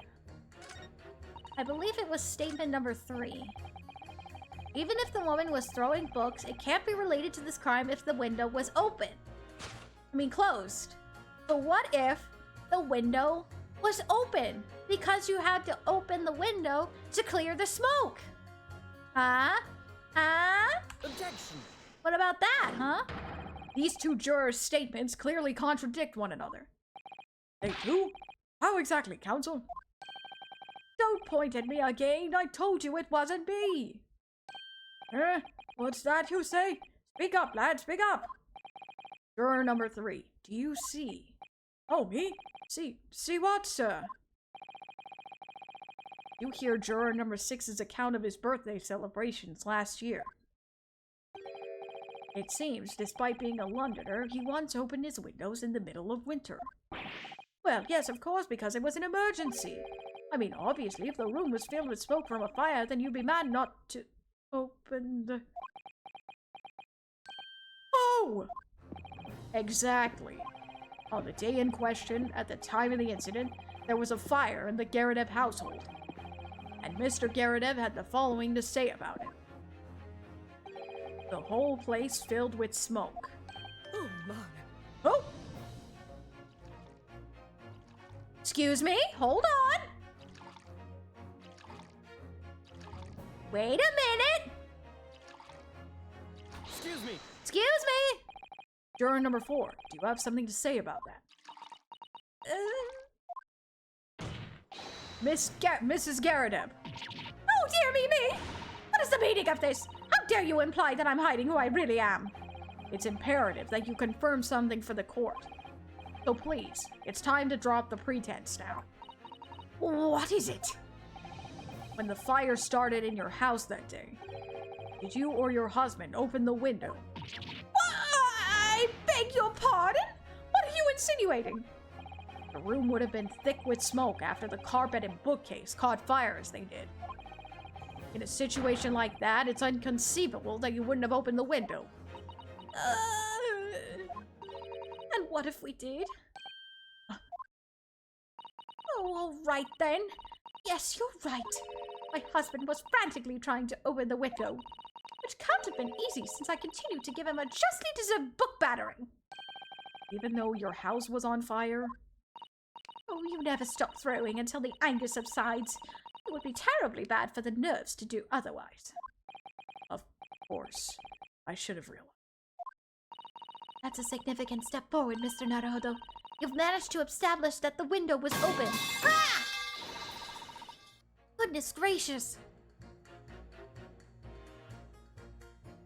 Really would have had metal pipes falling on the floor? Not entirely sure about that one, Deck. We simply must have that added to Mrs. Garadeb's formal statement. Indeed we shall.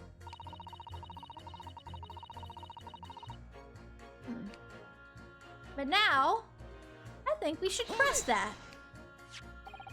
The fourth book found at the scene of the crime shows various obvious signs of fire damage. And the title of the book is The Lion's Pride. The same title, in fact, as the book that Mr. Garadeb told us he had been reading. Well, I really couldn't say. On the day in question, did you or did you not throw at your husband the copy of The Lion's Pride that he had been reading? I did. It was the first thing I could lay my hands on, so I hurled it straight at him. And now you've come to mention it, yes. He was rather enjoying reading it, you're right. Why did you not reveal this information to the court from the outset? Because I couldn't, you insolent little man. I didn't remember. At times like that, you pick up and throw whatever you can lay your hands on as well as you know. I really don't. I barely noticed I was throwing a book, much less that... Oh! Wait a minute. Ooh. Do you know something? Excuse me. Excuse me. What is it, juror number 5? Oh, something? I've remembered what it was. That memory I blocked out. Ah. It was listening to what this granny was saying. Brought it all flooding back. Who are you calling a granny, you cheeky devil? I am Mrs. Garadeb, or the maid, I'll have you know. And doesn't even flinch. Tell me that's not because he's so used to being hit all the time. It was about 2 weeks ago now.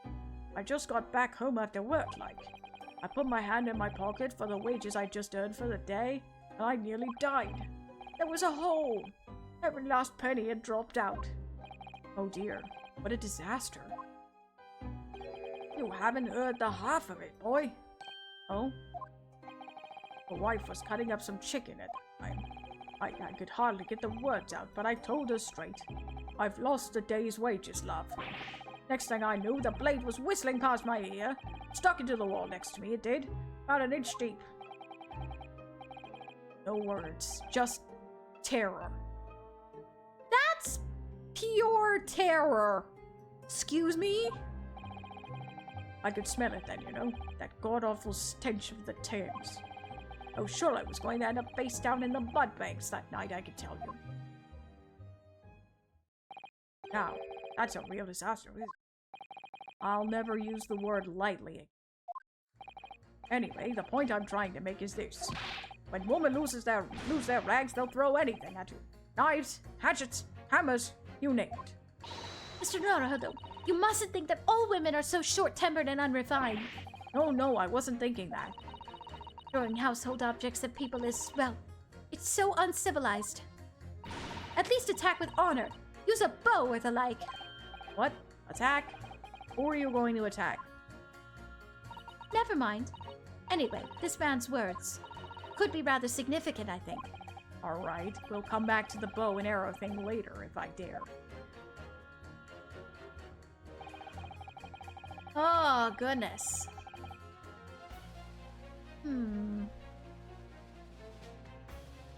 Let's see then. If we can pet him...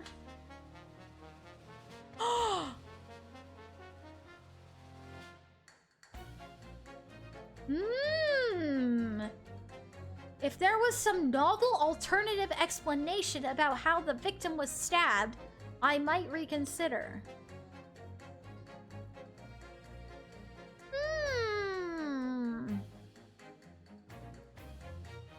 How about that, huh? Objection! These two statements clearly have a deeply significant connection. Good grief, you mean they don't contradict each other? Explain yourself, counsel, at once. Juror number 2, you think perhaps that this could be one such novel alternative? Oh my! Whatever do you mean? An alternative explanation as to how the victim was stabbed in the back. What are you talking about? We've demonstrated that the 4th book, The Lion's Pride, that was found at the scene of the crime, originated in Mr. Garredeb's room on the top floor of his house. Therefore, it's equally possible that some other object besides the book could have found its way from the Garredeb household to the street below. Eh? What's that now? After all, Mrs. Garredeb could have thrown any number of different objects at her husband. Isn't that right, juror number 4? What are you insinuating now, you little beanpole? Beanpole? I'm beginning to think that ever since the true origins of this book came to light,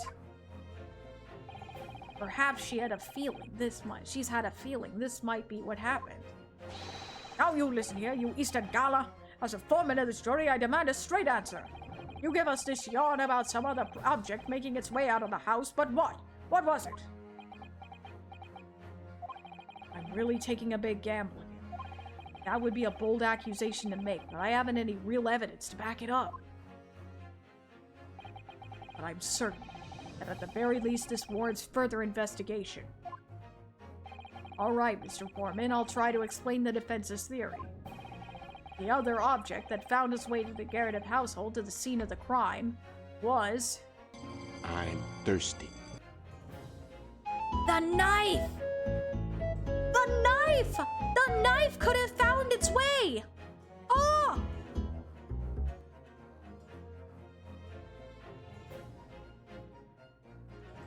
You don't think that knife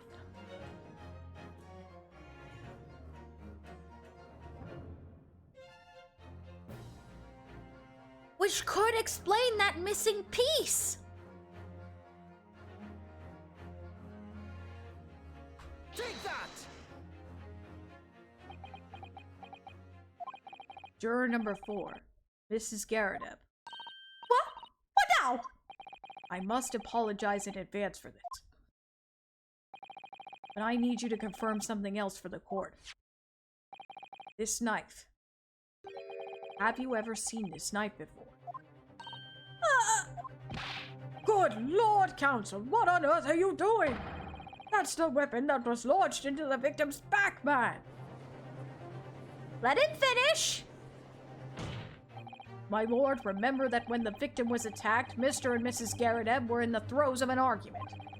Mrs. Garredeb was hurling anything she could at her husband, who had been backed up against the window.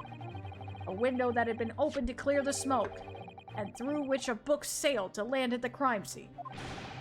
You can't seriously believe that the book was found in the Gristham's grasp.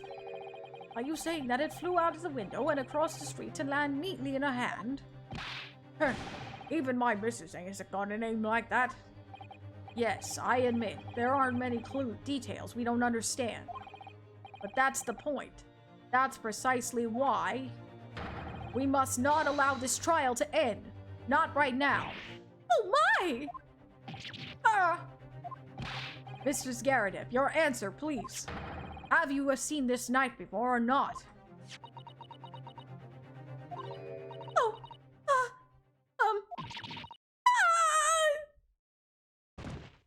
Oh! Uh-oh. my lord. I wish to change my decision. I am a woman of my word, after all. Thank you, madam. Yes, I agree.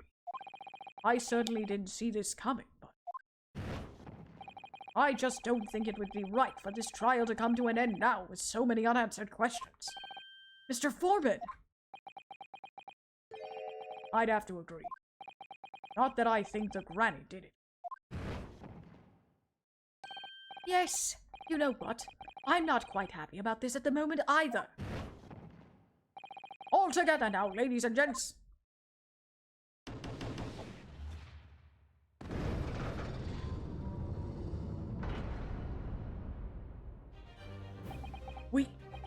We did it!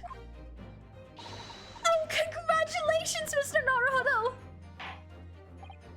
So, as a result of the defense's summation examination, a number of jurors' leanings have changed.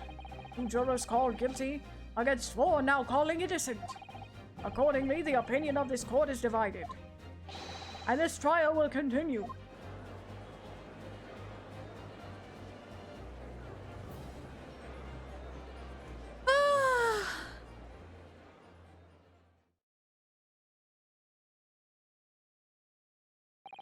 Now then, Lord Van Zieks, how does the prosecution wish to proceed?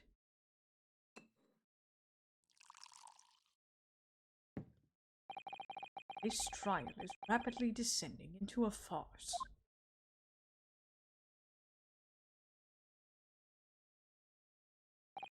Like a corked wine, the first few sips are bitter enough. But what follows is so repugnant, it's good for nothing save the gutter.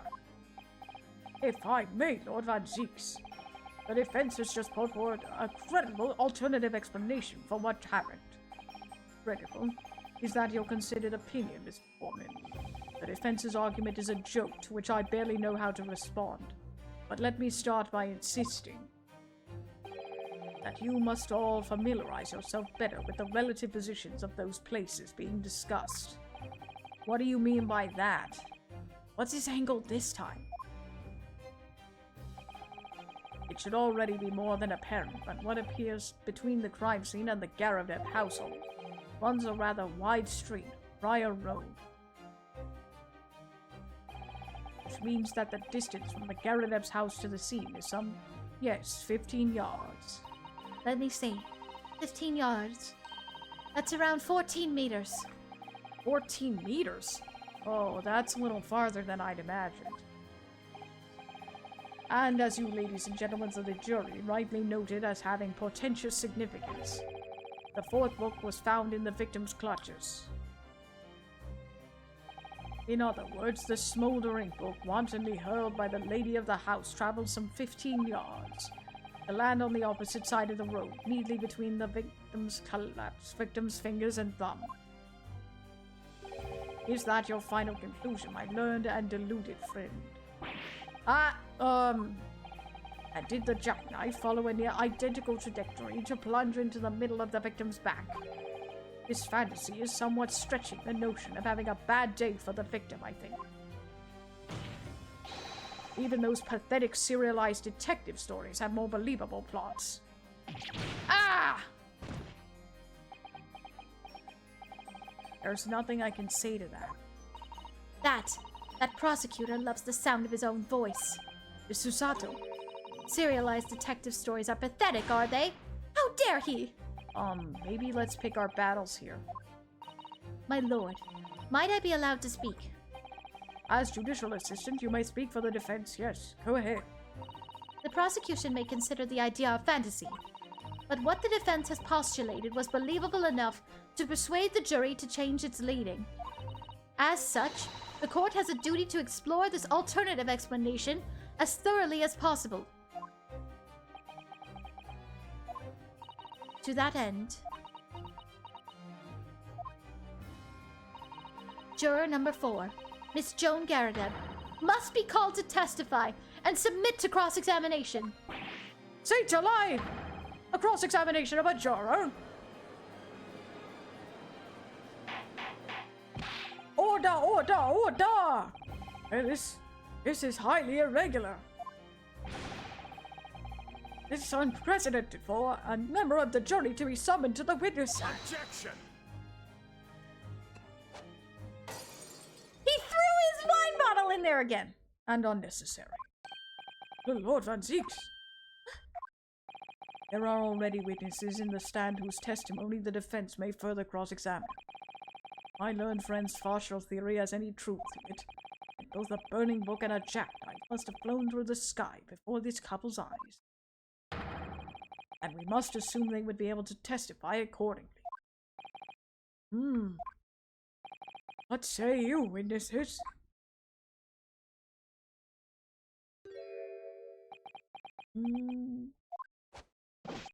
Yes, sir! Constable Rollybeak reporting for duty, sir! Well, good morning, officer. Sorry for dozing until now, sir. I haven't slept for a month on account of a villain who's appeared on my beat, sir. Oh, they're so heroic, these London bobbies. Patricia, my darling, I've been neglecting you, but no more. Oh, Raleigh, my hero, you make me swoon. Very well. I hereby reject the defense's request. Oh.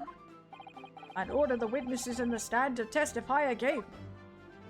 State forthwith before the court any details pertaining to the defense's alternative explanation of events. Yes, sir! I don't know. Something is still off about this couple for me. Something is still off about this couple for me. There's just something not right. This case has nothing to do with Mr. and Mrs. Garadeb. Believe me, a London Bobby is good for his word. You see, sir, the windows on the top floor of the Garadeb house are top-hinged casements. Obviously, if anything had been thrown out of the window, we would have seen it. I did leave the scene to go and fetch help, but my trusty Rolly was there to make sure nothing was disturbed. I did take my eye off the crime scene for one moment, sir. Nothing strange to report on that front, sir. Well, this is quite startling. Top-hinged casement windows. That detail was not in the police report, Constable. Yes. Don't worry about that. I must have been a little drowsy. Cannot excuse your sins with drowsiness every time, Constable. No, sir! Sorry, but... what exactly is a top-hinged casement window? And you cannot excuse your ignorance with such trite remarks, my lord. He just arrived in London like 3 days ago! For crying out loud. Of course. Sorry.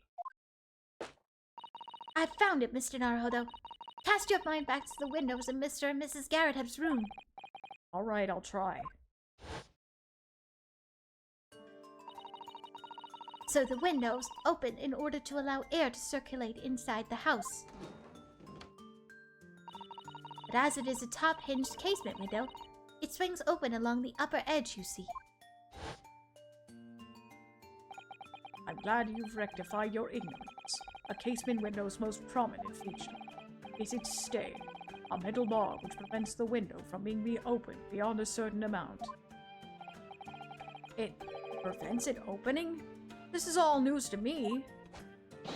Absolutely correct, sir. In other words, if a book or knife would have been thrown through the open window, it would have clattered against the pane and fallen straight down to the pavement below. Oh. See the problem. Good. Your education in windows is complete. There was never any possibility of either the book or the knife traveling 15 yards over the road. That is, unless the window pane had been shattered, something we've discounted already. That can't be! You see that, Rolly? The young Japanese man just collapsed in agony. Oh, yes, my darling. I saw it. I saw how he crumbled before me. Oh, Rolly, you're so strong. How is this happening? I haven't even started the cross-examination yet, and already my argument's been destroyed. Counsel, if you could drag yourself upright again, the court awaits your cross-examination. My lord. Oh, good. Another desperate situation. This poor guy. Poor Ryunosuke is just... Oh, goodness. Alright, let me press you on that one.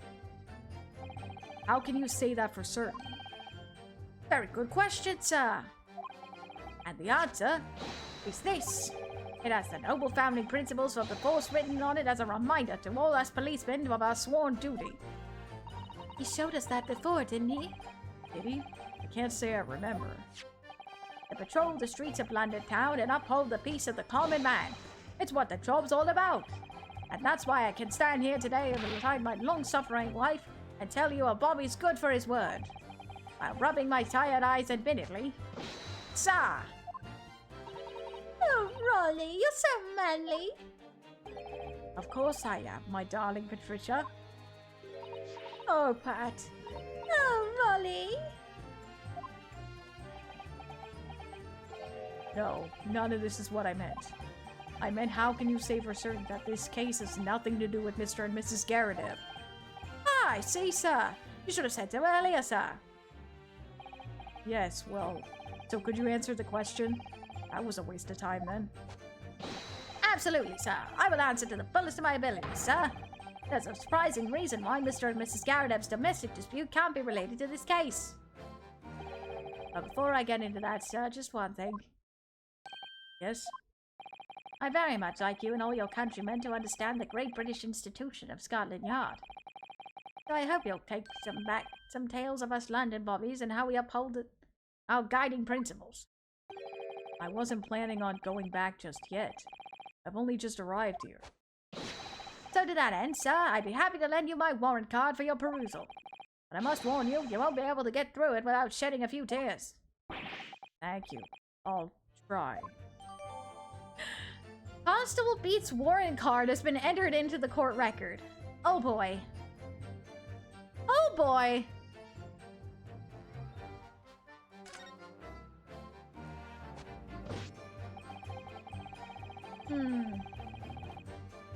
Hold it! By which you mean they don't open fully, is that correct? Yes, sir. They're just there to allow a bit of air through the house, you see? So they're restricted as to how much they open. And therefore anything thrown out of the window from inside the room would simply strike the pane and fall into the street directly below. For clarity, allow me to mark the map. Here is the location where objects would have fallen. Yes, directly opposite the scene of the crime on the other side of the wide road. Would it have been so hard for somebody to mention this top-hinged casement thing before? Well, I have another question for you, Constable. And what would that be, sir?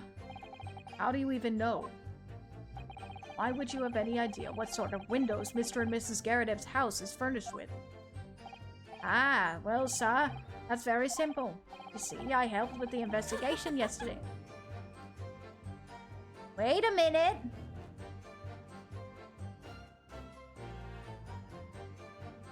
Something's not quite right.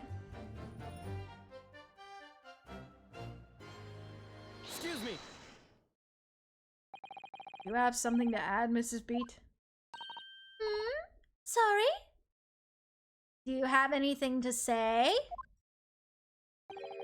You look, well, delighted. Is there some particular reason for that? Oh, I was just remembering, that's all. You really were so lucky. Lucky? What do you mean? Well, of course I feel terrible for the poor woman who was attacked. Don't misunderstand me, please. But we We were just so lucky it didn't happen on Rolly's beat. It was so close, you see. Oh, I hadn't realized. Oh yes, that's Street Briar Road. That's the boundary between Rolly's beat and the next one. Isn't that right, my love?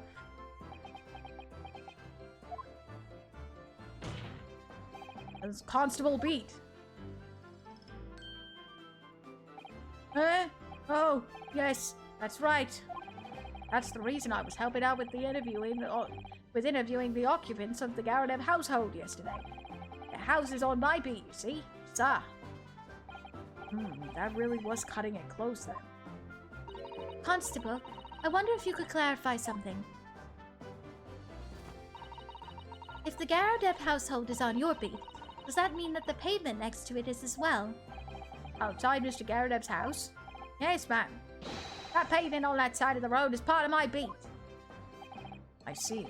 I was unaware of that. Just think, if the woman hadn't been attacked on the other side of Briar Road, we would have never been able to go for that meal and celebrate our wedding anniversary. But that's the life of a Bobby after all. Extraordinary people are Bobbies, tirelessly working for the benefit of all Londoners. Do you know what I think? I think it was the good Lord's way of rewarding my Raleigh for all his hard work. Don't you think so, my darling? That must be it, Pat, my love. That must be it. I think perhaps we should make sure we have the information officially on record. Leave it to me, Mr. Naruto. I'll take care of it immediately. Alright, case file has been updated. And now it's my turn, I think. On that note, not really a good place to stop, but we have to stop here for today. Ow!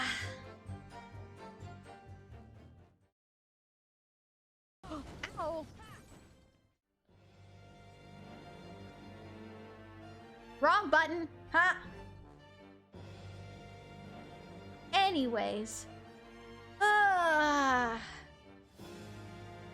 Goodness gracious, what an eventful stream today. Goodness gracious. Well, either way, I think we did a good job today. I think the case itself was long.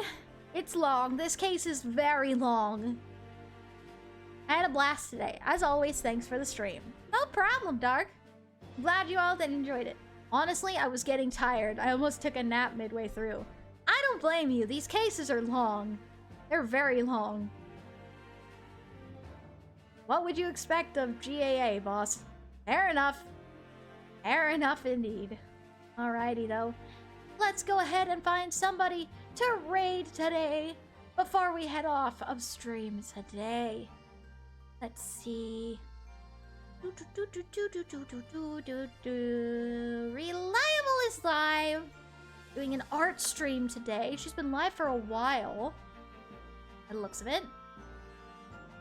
Doing an emote of some kind, perhaps. Either way, let's go give our friend Reliable a raid today. If you're headed over to the raid, please type Shadesley raid in the chat once we get over there so that Reliable knows we are there to support her. Also, if you are headed over, be sure to follow all of her rules as you would mine. And once again, as always, have fun. Alrighty. Tomorrow, we normally don't stream on Wednesdays, but tomorrow we will be streaming on. And we will be starting up Professor Layton versus Phoenix Wright tomorrow. I am so looking forward to this tomorrow, and I hope the rest of you are as well. This crossover, I've been waiting for this. I'm super excited to get to start that with y'all tomorrow. Alrighty. Thank you so much for coming, everybody. And I will see you all tomorrow for Professor Layton versus Phoenix Wright. Bye! Stay sharp, Shadeslayers!